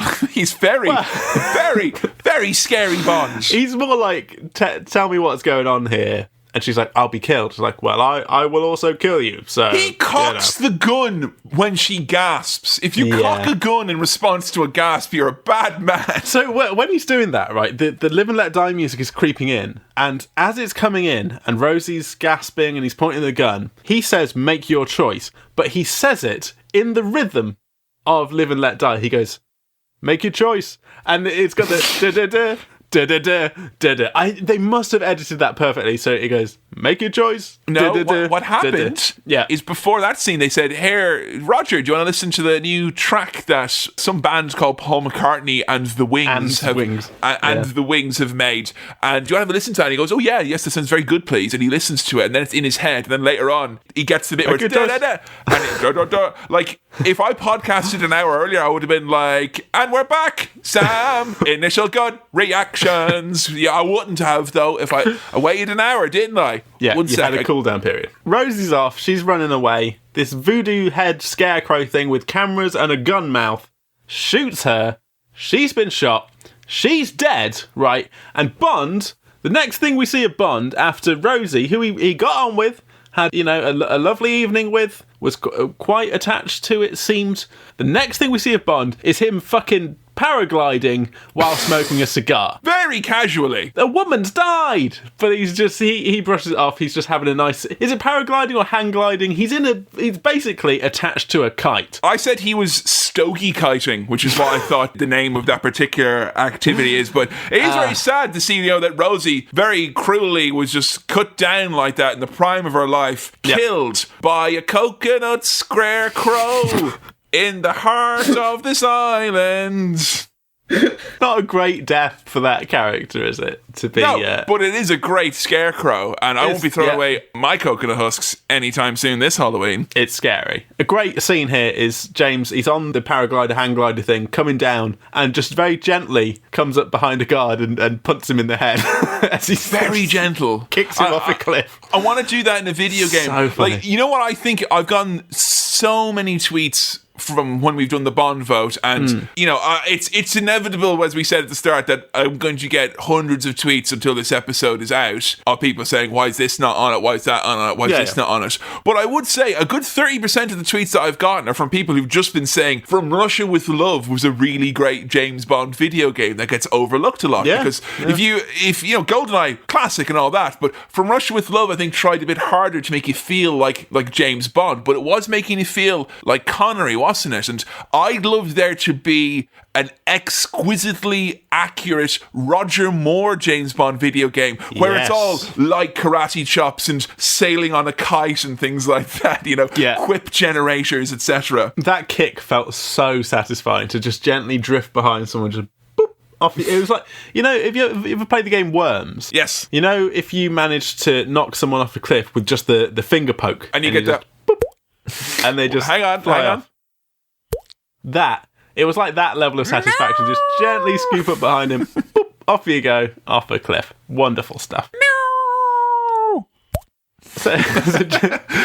Right, I have to talk a little bit here about Bond disrespecting the tarot cards. Because he is adamant that he's going to have sex with this woman who reveals that she is a virgin, and also that the secret to her power is her virginity, and I quote, physical violation cannot be undone. That is something that she says, and Bond's there like going through the tarot cards going, way, the tower, what's that remind you of? Way, or like, way, the sausage card, what's this remind you of? Way. Well, he's even dressed up in her gear. He's got her like gown on or something. He's dicking around with all these cards. Look at me in your silly, silly gown. He asks her to pick one, and she picks the lover's card. And he very, very carefully drops all the cards for the camera to reveal that they're all lover's cards. He's made again. Them... Bond's trying hard, isn't he? Did he do that? Did he go to a fucking print shop and have those made up? No, he didn't go to a print shop, Sam. He just bought 52 packs of tarot cards. Right. That's all he did. You know? Anyway. And the scene, of course, of Bond carefully finding the lover's card from each deck and building up his own large deck of just lover's cards. And another. If only I could get that kiss. and it fucking works somehow. Like, he's not had much interaction with Solitaire other than being like, pick a card. It's the one for fucking. Let's go. What it is, Sam, is I think she can sense with her clairvoyance, she can sense his desperation and she feels sorry for him. So, yeah. They have sex. They do. And he has sex with her until she no longer has her power that makes her all-powerful. So, thanks for that, Bond. I mean, sure. I mean, is that part... Now, Kevin, I'm going to play the devil's avocado here. Please do. Is that actually a tactical spy thing that he's done there to disarm her power? Oh. Or is he just trying to get his end away? Or is he trying to be like, she's got this power, I'm going to disable it the only way I know how, with my spy willy? All this made me really think is that I really want to see James Bond come up against like Poison Ivy from Batman and Robin and just try his usual shtick and just see him die over and over and over again. But like, it is, I don't think it's tactical. I think he's James just like... Bond with wax lips on would be very Batman and Robin has got big Roger Moore energy for sure. It has, yeah. But yeah, I think Bond here is just like, no, I'm just, taking her virginity. And he's a bit clumsy where he's like, don't worry, everyone has a first time. He's a bit kind of like, this was the least sexy of Bond's many encounters. He's talking about like lovers' lessons to teach her, which I don't know how old Roger Moore is here, but he doesn't look young. He doesn't look like a... Why, Sam, I believe I'm old enough to be her father. I mean... And you know what? He only gets older as well. That's the problem. That's the one chink in the armour for Roger Moore. He gets old. He starts off old and he only gets older. Continues to get older. And you know what? For a while, the makeup technology kept pace with the aging process. But by the time we came to View to a Kill, it really was a tipping point of sorts. Sure. We see a little... So, like, Baron Samedi doesn't do anything.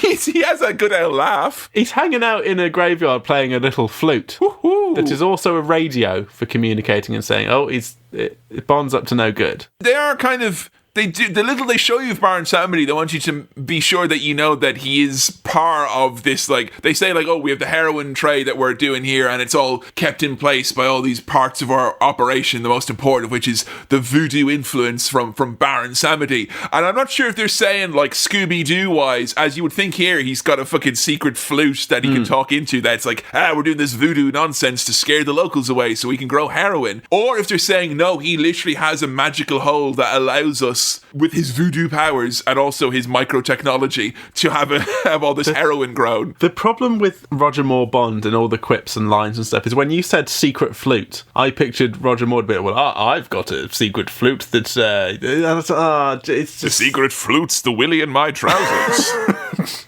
He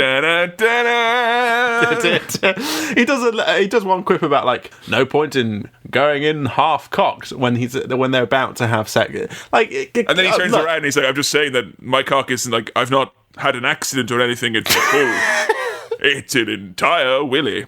I've got the John and the Thomas.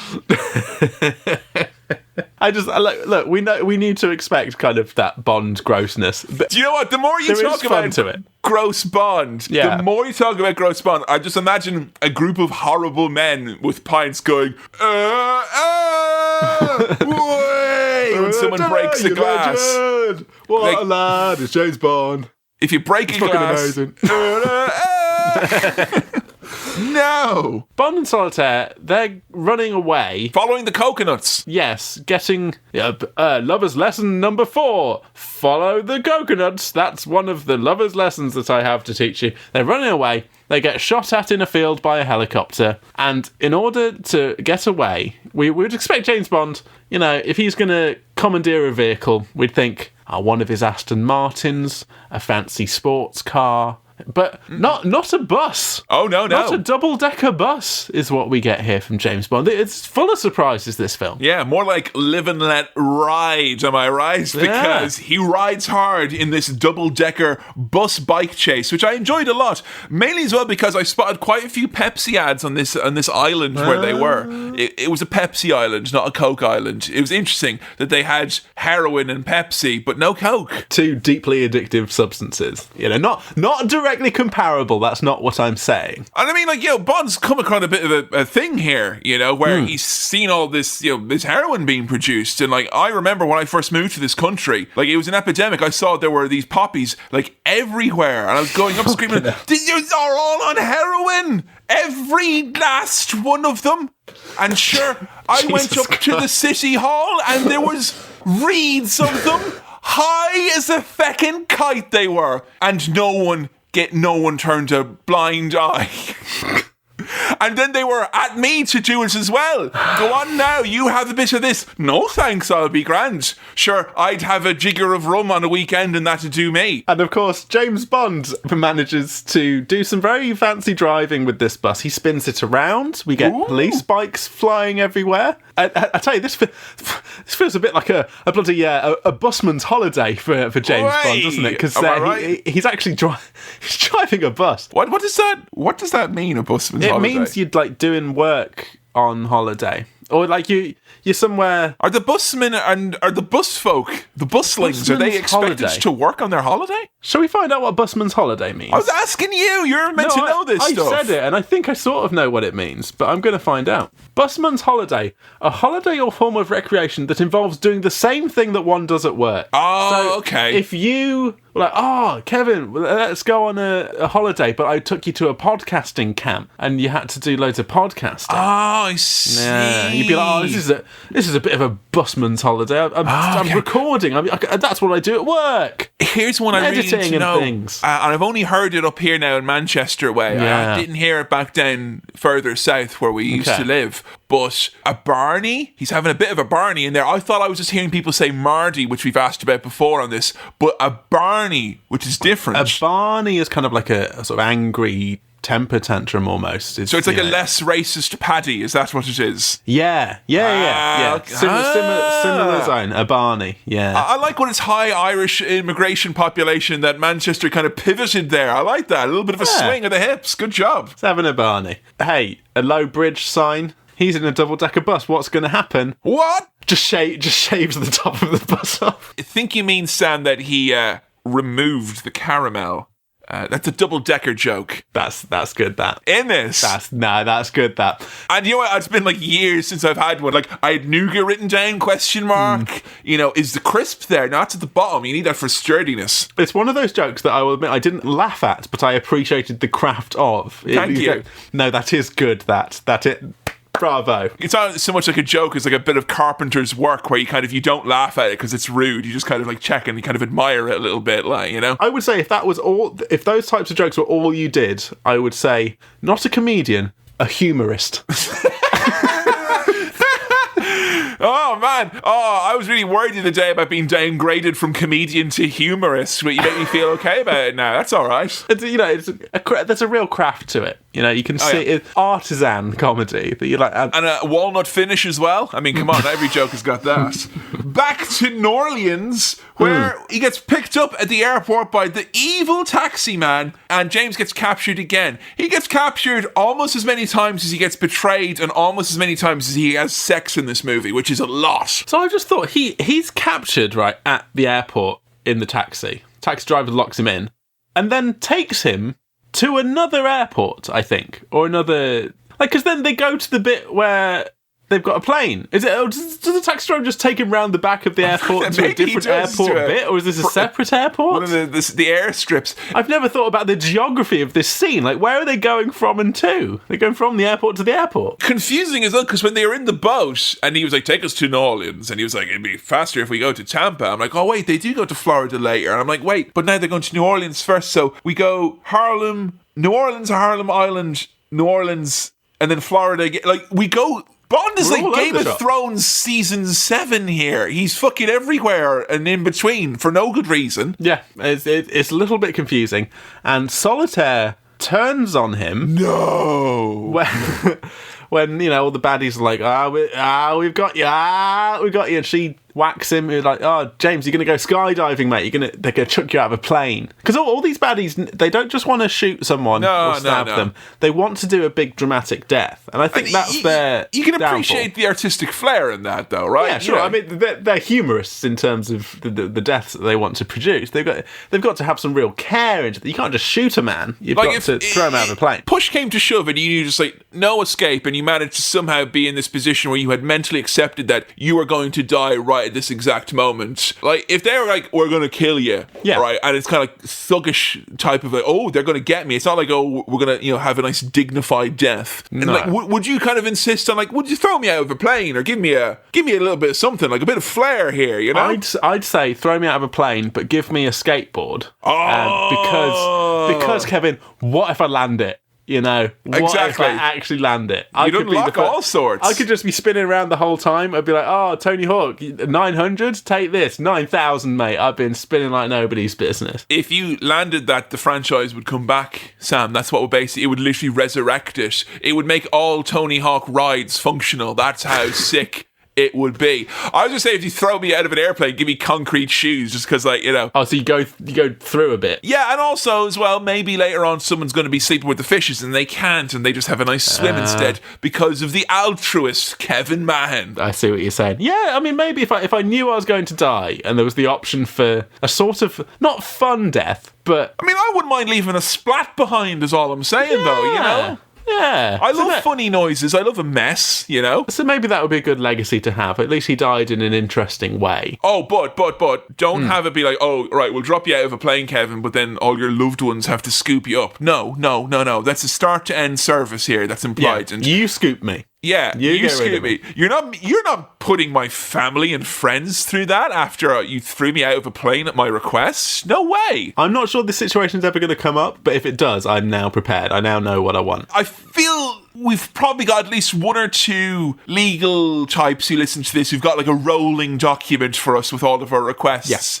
It's an active document, you know, we can all edit it. But James manages to get away. He manages to run away, gets into a plane of a student who is learning to fly a plane, and he pretends to be the instructor. And it's, you know, it was the fun in this kind of chase sequence with planes and cars to see a car crash into a little plane, like a little learning to fly plane, and the plane just crumples to bits. It's like it's made of paper. I loved that. This type of thing was really like reinvigorating me, because I think the first hour of the movie, I really struggled. I had no fucking energy in me for it at all whatsoever. I was just really like, bleh. But once they started smashing shit up, I was like, wait a minute, this is a very smashy Bond, more than most. It gets a bit more chase heavy and smash heavy from the midpoint onwards, I think. And there's some good stuff. As he's trying to get out of a hangar, they try and close the doors on him, but it just clips the wings off. So he's in this little plane with the wings clipped off, which reminded me of the Dodo plane from Grand Theft Auto 3, which I wondered if that was a reference, because it has clipped wings and you can't really properly fly because it's all fucked up. And is that a James Bond reference? And you know what?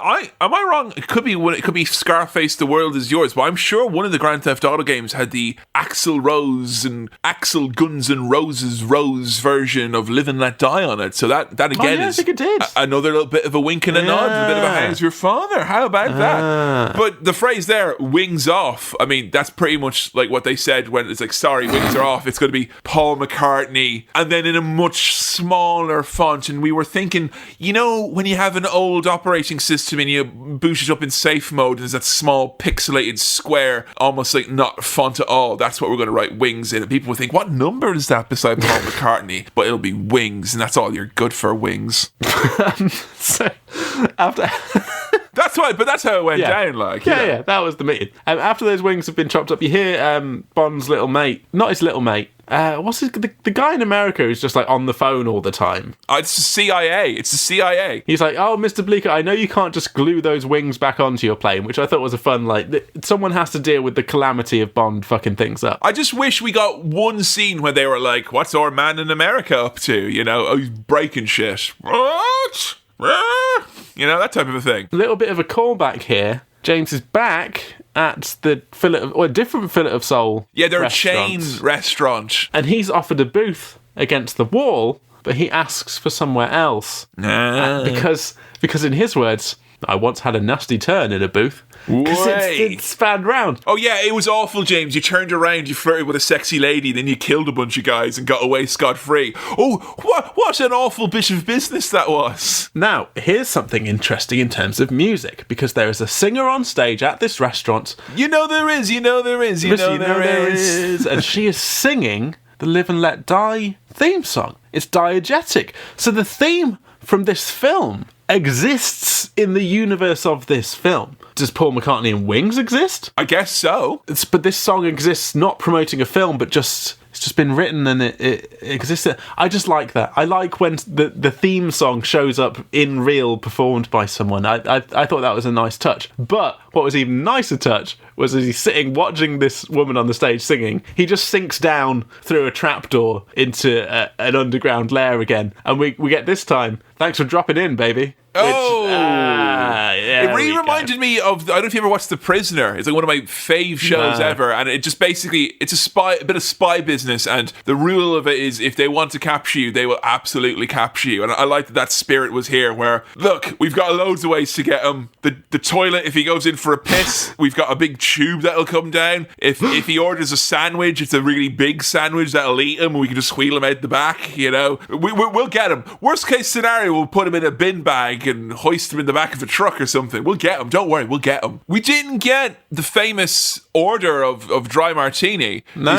His CIA buddy orders for him. He's like, oh, live a little. let's have 2 Sazeracs, please. And I looked it up. Sazerac is Sazerac is like a whiskey sours, but it's made with New Orleans cognac brandy. It's a play on the classic whiskey cocktail, which is brown and probably the paint stripper, probably, it'll put hairs on your chest. But again, that was very much like, oh, live a little. I wonder if they were trying to say like, it's a bit old hat that he orders the same drink. Let's make him like Bond is very much out in the open here. He's in America in modern times, and they try and like shake off the cobwebs and be like, look, Bond's not a dusty old 60s thing. He's in the modern world. He drinks all sorts of things, even though he doesn't get to drink his Sazerac. Look, spoilers, in the Daniel Craig films, Bond is quite partial to a Strongbow dark fruit. He's changed as a man. He evolves. His taste changed. I'm sure Pierce Brosnan was a Dutch gold man, but they wouldn't let him do it. They just wouldn't let him do it. So down in this underground hidey hole now, Mr. Big, on behalf of Dr. Kerrang, points at Solitaire and says, and I don't like this, did you mess with that? Yeah, God, he just gestures at her. Come on. Did you mess with that? And James Bond keeps saying, I shall only answer to Dr. Kananga. Not this man in terrible prosthetics. Yes. I know, I won't tell you. Just give me the good doctor. And Mr. Big pulls off his face. Very Scooby-Doo. More like Mr. Big Reveal, am I right? Mr. Big Reveal, he is Dr. Kerrang, not Scuzz as we had seen. And it's just a completely bamboozled Bond there. And what I love so much that one of the random goons calls James Bond a pig, and it just made me laugh so much. It's like, James Bond's a cop, like, whoa, I thought he was cool. Oh, and after this big reveal, Bond says, quite revealing. Okay. Now, the plan here, the drug plan. Oh, it's a big plan. To grow heroin in the poppy fields on this Caribbean island. Dun, dun, dun, dun, dun, dun, dun, dun, dun. So I'm doing a Shark Tank theme because this is a Shark Tank worthy big scheme with no real thought on the numbers. Hi, Sharks. I'm Dr. Kerrang. And look, I've got an island and I've got heroin. We've all got heroin. But what I'm suggesting is a kind of freemium model here where I give away the heroin in my restaurants for free in order to raise the number of heroin addicts, and then once the competitors have been driven out, increase the price. Sorry, Dr. Kerrang there. Thank you. Yeah, hi, I'm the guy who wears that like cowboy shirt who's from Silicon Valley and I like to play a bad guy. Now, You're giving this away for free, but I was one of the original investors in Uber, and well, you've never mentioned it. No, I just thought I'd bring that up, and like we've never turned a profit. Right. Sure. I see what you're saying. We'd have to get a lot of angel investors involved in this early stage. Sorry, can I just interrupt you there, Dr. Kerrang? It's me, Ashton Kutcher. Sure, Ashton. What do you have to contribute? Oh no, just hello, it's me. No, I'm genuinely all right. Going to go deep dive now for the Shark Tank fans. Here you go. I want to say, Dr. Kerrang, what you're doing it's really impressive. I'm looking at these numbers here in this distribution model. It really is. It's next level. Sam, I'm doing the hand gestures and everything, right? And the numbers are good, and I've got the money to invest, and I am a very successful, I'm very rich and successful. I'm very, very successful. I could do it, but for me it's got to be about the fit, and if it's not the fit, then I can't do it. So I respect you and I love you, but I'm out. Thank you for your time, Ashton. Sam, I'm the guy who wants 20% of the online. Could I have 20% of the online, please? Look, this whole plan... It's bananas, it's bonkers, well, it's dumb-dumb. It's bonkers, but it's all about getting that user base, right? Doubling the number of addicts in a year. Doubling the user base, and then raising the prices, then introducing your premium tier when people need it. This is what Spotify did. Come on. He's saying, like, there's going to be 2 monopolies in this country. The phone companies. I'm like, yeah, those bastards. And my heroin business as well. This is not what Bond normally deals with, is it? No, this is a very... I want to say a modern problem, but let's just say it's a more contemporary problem, which means the same thing, but just sounds nicer saying. But like, I think we are dealing with Bond, who's got like, this isn't like I'm going to drop a bomb and blow up the world unless I get $1 million. This is like, I'm going to making fun addicted to heroin, and then through ruthless he's got a great distribution model here. This is where they explain how they're going to do it with the restaurants, and they've got the island and the diplomatic immunity. It's perfect. It's a great scheme with which to make drug addicts and a tidy profit. Not typically the work of Spectre. Now, I'm confused by the methods through which Miss Dr. Kerrang, which is what I'm going to call him now, tries to determine whether Solitaire has lost her power. He takes James Bond's watch and at some point must give it back later because he has it later on. Bond just gets free ones, does he? Well, I think maybe, yeah. They just keep coming in the post. Maybe the watch just has a thing where it's like, oh, I'll use the magnet to go back to the metal somewhere on James Bond. Walks over. Oh, it's back. It takes the watch off and then it's like, right, if Solitaire gets this wrong, you're getting your fingers chopped off and then your dick, mate. What is the serial number on the back of this watch?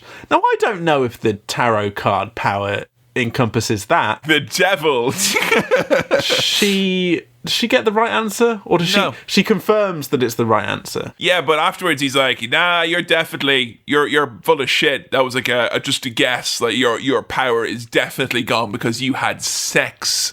Yeah, and he strikes her, he knocks her down, and it's like, I would have had sex with you later, but I had to maintain the or something, I don't know. And he reveals the death card, but we're gonna kill you now because you had sex with James Bond. I liked when Teehee was picking up something with his very shit hook, which looks so bad. Like, he's got a big multi-pack of Pringles up his fucking sleeve. It's so shit. And when he tries to pick something up, Bond goes, "But a hook?" And I was like, come on, James. Hey. What is this, a podcast? You don't have to say every terrible joke that comes into your head. But a hook. So James Bond has been taken away to a crocodile farm. Yay! Which the more shit that I don't like about James Bond, he refers to baby crocodiles as potential overnight bags. What a bastard. Yeah. No, these are beautiful creatures. Potential overnight bags. Come on. Sam, I love crocodiles. And I love alligators, and I think they're fascinating. And I love so many things about crocodiles, like the fact that they can live for nearly hundreds of years, or the fact that they're super, super closely related to dinosaurs, or the fact that crocodiles, for some reason, are super duper good moms, which I love. I love that so much. They're crocodiles. And also, they can crush a man with their teeth. Yeah. They can do that as well.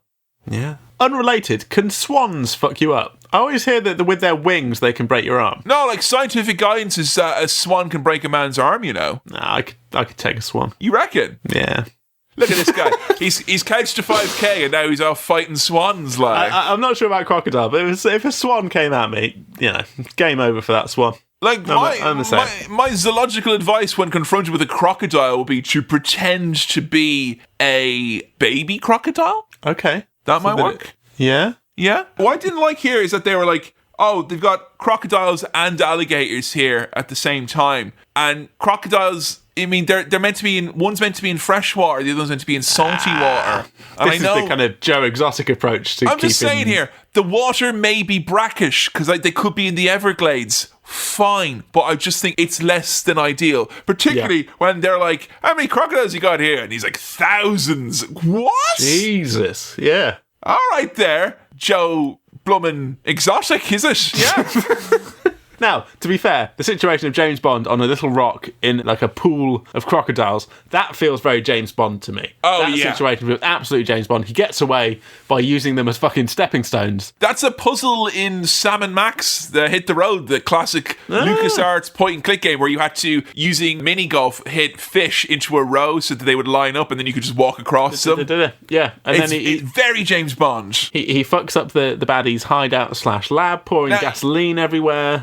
If he had the gasoline to hand, that would have been his preferred method. He liked to make the improv flamethrowers, how James likes to get rid of his reptiles. He would have burnt some more animals, but not this time. But he's off in a gosh darn speedboat, baby. Here we go. Come on. This was such a fun sequence that was just as fun as I remembered it from like years and years and years ago. It's so much fun. It is very Blabrosk what we see. We see a lot of that action. There is a lot of smashing. There's a lot of silliness, a lot of comedy. A lot of comedy. There's a kind of goofy American sheriff who's introduced. J.W. Pepper. Hey, goddamn Billy Bob will get him. I mean, he's such a caricature. I love it. I absolutely love it. It's a great caricature. The speedboats flying over the road, cops falling over. It's a knockout in it. It's calamitous. It's not very Bondy for like you to have like an American caricature like that, is it? It's been very like international. Things have all changed. Yeah.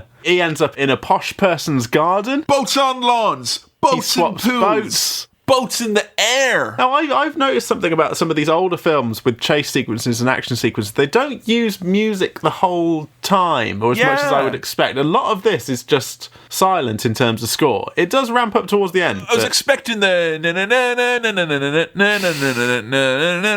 that's what you'd usually expect with the chase. It does have that feel to it, doesn't it? I love when J.W. Pepper tries to explain what's going on with all of this chasing, and he's on the radio and he's like, we got a swamp full of black Russians. And then Billy Bob will sort him out. Billy Bob's in the house of being knocked out, that is. Billy Bob's on ice. Forget about Billy Bob. He's dead. Gets replaced with another henchman who comes in, fucks everything up. A wedding is ruined at one point. Yes. A speedboat crashes through the cake and through the tent. And I thought he'd be like, here comes the bride, because I'm going to have intercourse with her. Sexual congress, Sam. It's nothing wrong about talking about it. Do you know what's uniquely satisfying to me, and I love, and I don't know why? Mm-hmm. Something about a boat temporarily coming up on land and just kind of drifting across the road and then going back in.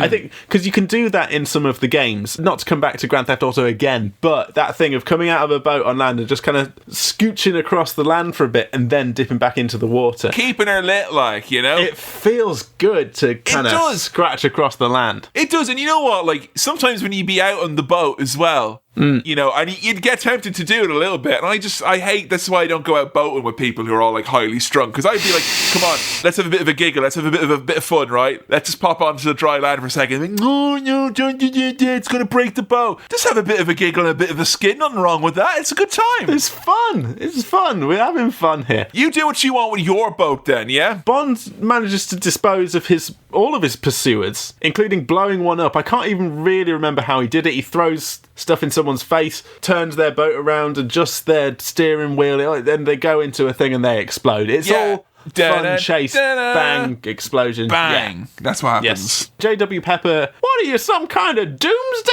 machine, boy? And Secret Agent, he says it in the kind of AJ Styles gay community voice. Secret Agent. Secret Agent. Company ale, but they smile. And so that was fun. That was a fun chase sequence. That was calamitous, daft, great stuff there. Highlight of the movie? I think so. I think that's the point where, I mean, the crocodile bit... You know it is.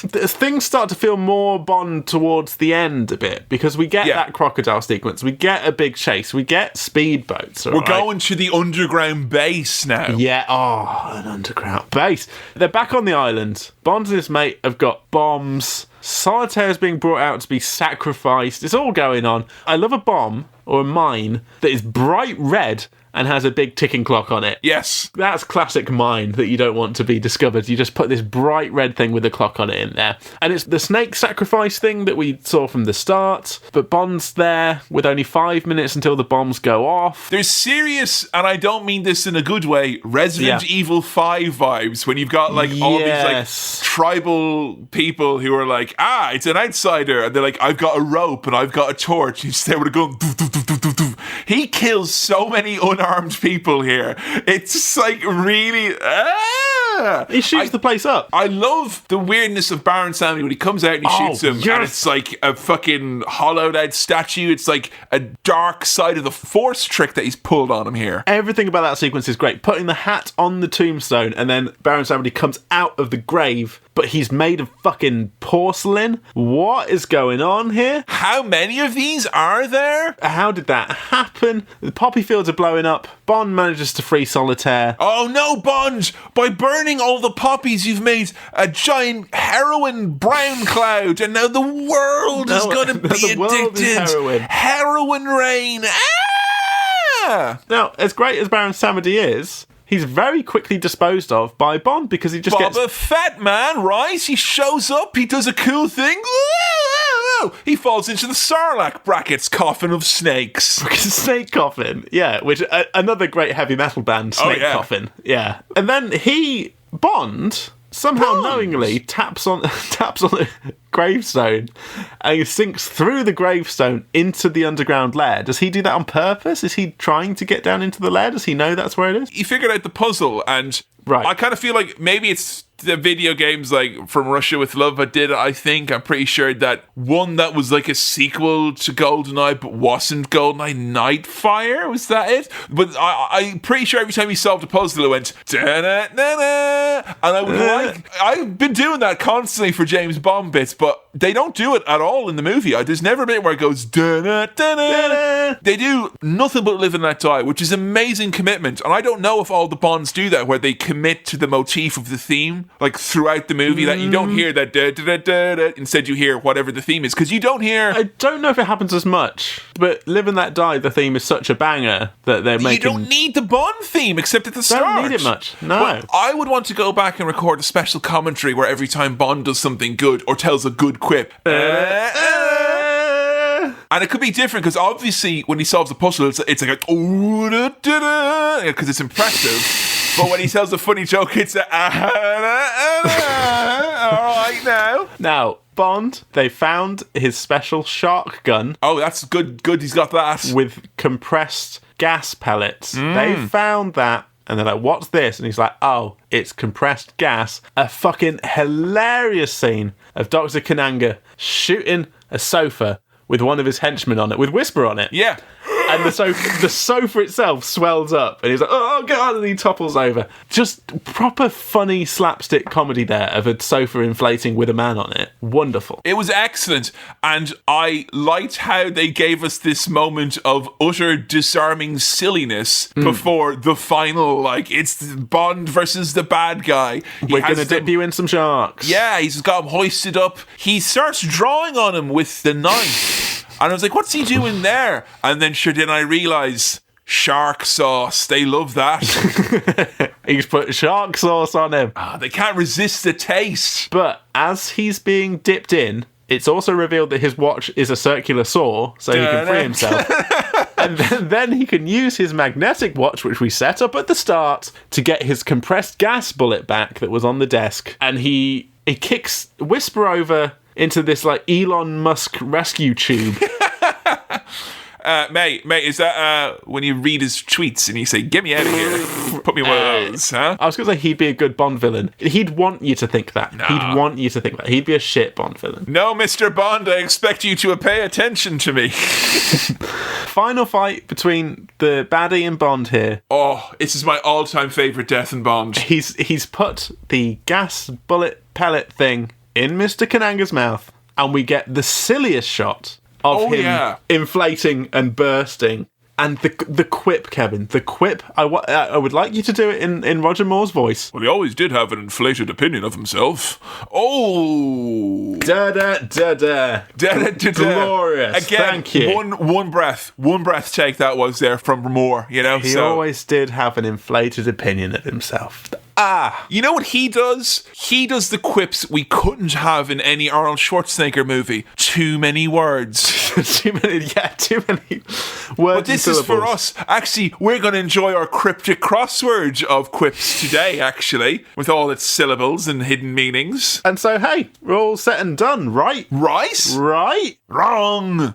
They're on a train. Teehee has snuck aboard in a sack. This is a Bond trope, because I consider the tropes of Bond that are genuinely, like, intergenerational are the ones that are then made fun of in the Austin Powers movies. Yeah. Yeah. And Austin Powers at every turn made the gag of the whole, the final baddie is killed, but there's another guy you forgot about. Ba-da-da-da! Shagadelic, you know, so... We have this, it's a standard fight with Tee-Hee, which by rights should have happened earlier in the movie, so to not spoil the end. And like, if it makes you want to watch more Bond, I guess, but it's an odd way to finish us off. So Tee-Hee sneaks up and just kind of folds away Solitaire into the foldable bed. So for the whole time, she doesn't know what's going on. She's just been literally folded out of the scene. For a little fight sequence here, Bond cuts off his arm wires and lobs him out of a fucking window. Solitaire just thinks this was like a funny joke he was playing. And he says, just being disarming, darling. Just being disarming because he's taken his fucking arm and off. It kind of rhymes with darling as well, doesn't it? Yeah. And then with that, oh, well, we must be done now. Everything's done. He's disposed of the bonus baddie. Wait a minute. Wait a second. Samadhi's on the front of the train laughing at us. Oh my God. He's still alive. And then the movie ends. All aboard. The crazy train in question was being piloted by Baron Samedi all along. Who we never ever see again. No, but except in GoldenEye. Except in GoldenEye. Except in video game canon. And then we're at the end of the movie. We get Live and Let Die again. It's Belter. Going through the movie, it didn't really come across as much as my experience that definitely was that the first half of this was not as fun as the second half, which was so much fun. And I was coming into this thinking, fuck it, like we've just had to do that Norbit where there's gymnastics to talk about half of it. And I was actually surprised that And hey, if you want to check that out, head on over to patreon.com. Yeah, you want to check out the verbal gymnastics. It's an interesting listen, and it's a fun time, but it's a bad movie, and it was hard to watch. But, like, I couldn't help but not want to crucify the movie just because of 1973 and the fact that they try so earnestly to change Bond. And, like, Bond goes on to have, you know, I would say a more diverse cast of characters than it did previously. But I mean, like, there's a lot of firsts in this for Bond in many respects. And like, he's out in the world. It's a different Bond, and it's not the one that we get forever. I think they dial it back a lot, and I think more settles into the tuxedos and martinis a little bit more. But I think it's not just a fun Bond movie. I think this is a fun action movie. I think it stands up in its own right beyond Bond. But how'd you get on with Roger Moore? I had a good time. Yeah, I think I agree with you about the kind of pacing at the start and, you know, finding it a bit difficult that first half, maybe. And there's the caveats that come with watching a Bond anyway. Yeah, I mean, you're aware of that going in, and like, you're aware going in. I remember when I was like 10 or whatever watching this for the first time, and I remember distinctly when Bond went into Harlem, and you had the line where like, I'll go to the Ku Klux Klan cookout, and I remember even as a kid in like when that would have been like 1998 or 99, I was like, whoa, this is weird. Ooh. And obviously I was a very well-read, informed 10-year-old, but sure. I mean, it stands out obviously amongst Bond, which Bond I think stands out a lot more than people care to admit at the moment. Like, a lot of Bond is a bit dodgy and iffy, and this is pretty dodgy and iffy, but we've had much worse stuff on this show. Oh yeah, we have, absolutely. I had a good time with it. It was nice to see some Roger Moore Bond, which I'm not super familiar with. You like that flavour of Bond? I do like that flavour of Bond, and to be honest, I wonder whether there might be another Bond that ramps it up and is sillier, or feels more classic. Because like Brosnan Bond, how much of this do you relate to Brosnan Bond, and how much do you relate, because you've seen obviously a bit of Connery as well, how do you relate these Bonds to each other? I feel like there's a kind of comes in waves. I mean, like, I feel like Roger Moore's Bond is sillier. I feel like he's sillier, or he's more fun/funny. Brosnan's Bond is a kind of mix. He's a cool customer. And the quips and the lines, I don't feel that they're quite sold as well as Moore does it. Nobody does it better. A bit embarrassed when Brosnan has to deliver a line. He's like, he mushes it under his breath, like, let's get this over with. But I'm assuming with Daniel Craig, and if we are going to do a reverse swirl to see one of those, I'm assuming I'm not going to get to see a lot of my favourite Bondness. But I'm excited for you to see that type of Bond, this new Bond. Do you think I like it? Different Bond.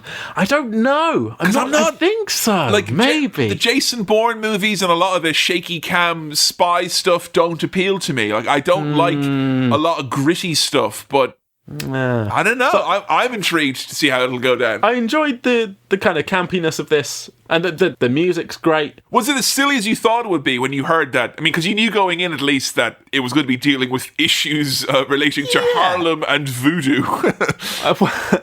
It was both sillier than I thought and not quite as ridiculous as some people made it out to be. Yeah. I think some people are like, this one is absolutely batshit. I think maybe I was hoping for more in terms of the silliness scale of this. It's both classic Bond and it is also really not classic Bond. This feels like definitely a departure. There's stuff I missed. There's like the Q stuff. I always loved that as a kid. Yeah, you're missing like a lot of Bond here. Typical Bond stuff. My feeling that I've got in my heart and soul here, in my fillet of soul, is that I liked it, but I'm not blown away. Are you wanting to watch more Bond? Because a guy had chatted with you about maybe we could do a few Bond cinema swirls, seeing as there are so many, and there's so many ones that people would like us to cover, and there's different Bonds. There's loads of different things to talk about. It's such a massive franchise. There's so many different takes on the character and the way the films are made that I think it's a rich, deep vein for us to explore. And I'm glad we've explored some more. Some Sir Mr. Dr. Roger Moore. More,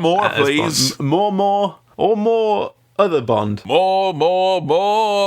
How do you like it? More. This is an interesting one for Swirl anyway, because I've seen other films in this franchise. However, Sam, we have, in the last 6 months, I would say, more than our fair share of action romps. I mean, I think that we've had the likes of Face Off and Independence Day, and, Arnold Schwarzenegger has appeared many times on this show. Like, we've done a lot of action movies. Yeah. And Bond is meant to be quintessential action, if anything but. So, where's this ranking up here? You don't seem as ecstatic as if we'd watched an Arnie movie or some of the 90s action offerings that we've had here on cinemaswirl@gmail.com. That's cinemaswirl@gmail.com. I think maybe I've been spoiled, or maybe like this was the template for some other stuff that came later. Has it aged, do you think, in that sense? In pure action sense? Yeah. Like, is this tamer than what you'd expect? I think, we're probably all desensitized to action and we want more. We want more crashes, things falling over. Look, I love the speedboat chase. Physical stuff, though, like that is always, I think that's timeless. I think there'll always be a market to go back and watch a real boat run into a real car. That's what we all want at the end of the day. I mean, that's what I want. That's why I keep trying to navigate off onto land. That's my secret desire, and I just keep hoping that someone will have a bloody giggle with me, Sam. I don't know, but then, like, I didn't have that same visceral joy that I had with fucking Face Off or something. You have had a lot less, I don't say less joy, implying that you didn't have fun, because you obviously had a lot of fun. Had fun. But there's the smile index is down a bit. I feel that you may be appreciating this as a piece of carpentry as opposed to an action movie. I mean, I feel for my watching of it, it suffered that I watched this on a Wednesday night and not a Sunday afternoon. I didn't feel like it was Bond o'clock for me. Yes, I feel like this could be enjoyed in the background. Oh, yeah. You could nap at any point. They'll wake up somewhere else. It doesn't matter. Yeah. I know what my star wipe rating is. I know what it is, and I feel it deep within me. In your soul. In my soul. Sorry, I had to make sure, just before he gives the star wipe rating, folks, that this actually is Sam, and not some sort of, like, mock, I don't know, like Baron Sam Chaplin-y or something like that. It is I. He says it's 4 star wipes, and then I shoot him and he just falls apart, like, Sam, your final thoughts and star wipe rating for Live and Let Die. Good, I had a good time. I still feel slightly unsatisfied, and I'm not sure where it comes from, but I'm going to give this 3 star wipes. 3 star wipes! You heard it here first. Hey, thank you for listening to another episode of Cinema Swirl. This episode was produced by Kevin, it was edited by me, Sam, and the music was also by me. If you want to support the show directly and get access to our monthly bonus show, Cinema Swirl, patreon.com/Cinema Swirl is the way to go. If you want to follow us on the socials, we're at CinemaSwirl on Twitter and facebook.com/CinemaSwirl on Facebook. If you have any questions, queries, comments, or other stuff for the mailbag, then please send them on in to cinemaswirl@gmail.com. That's cinemaswirl@gmail.com. Please do keep recommending the show to friends or leaving reviews on whichever podcast thing you use. Hey, we're now on Spotify as well, if that's your preference. You can head over to Spotify and search for CinemaSwirl. Alright, see you next time. Bye.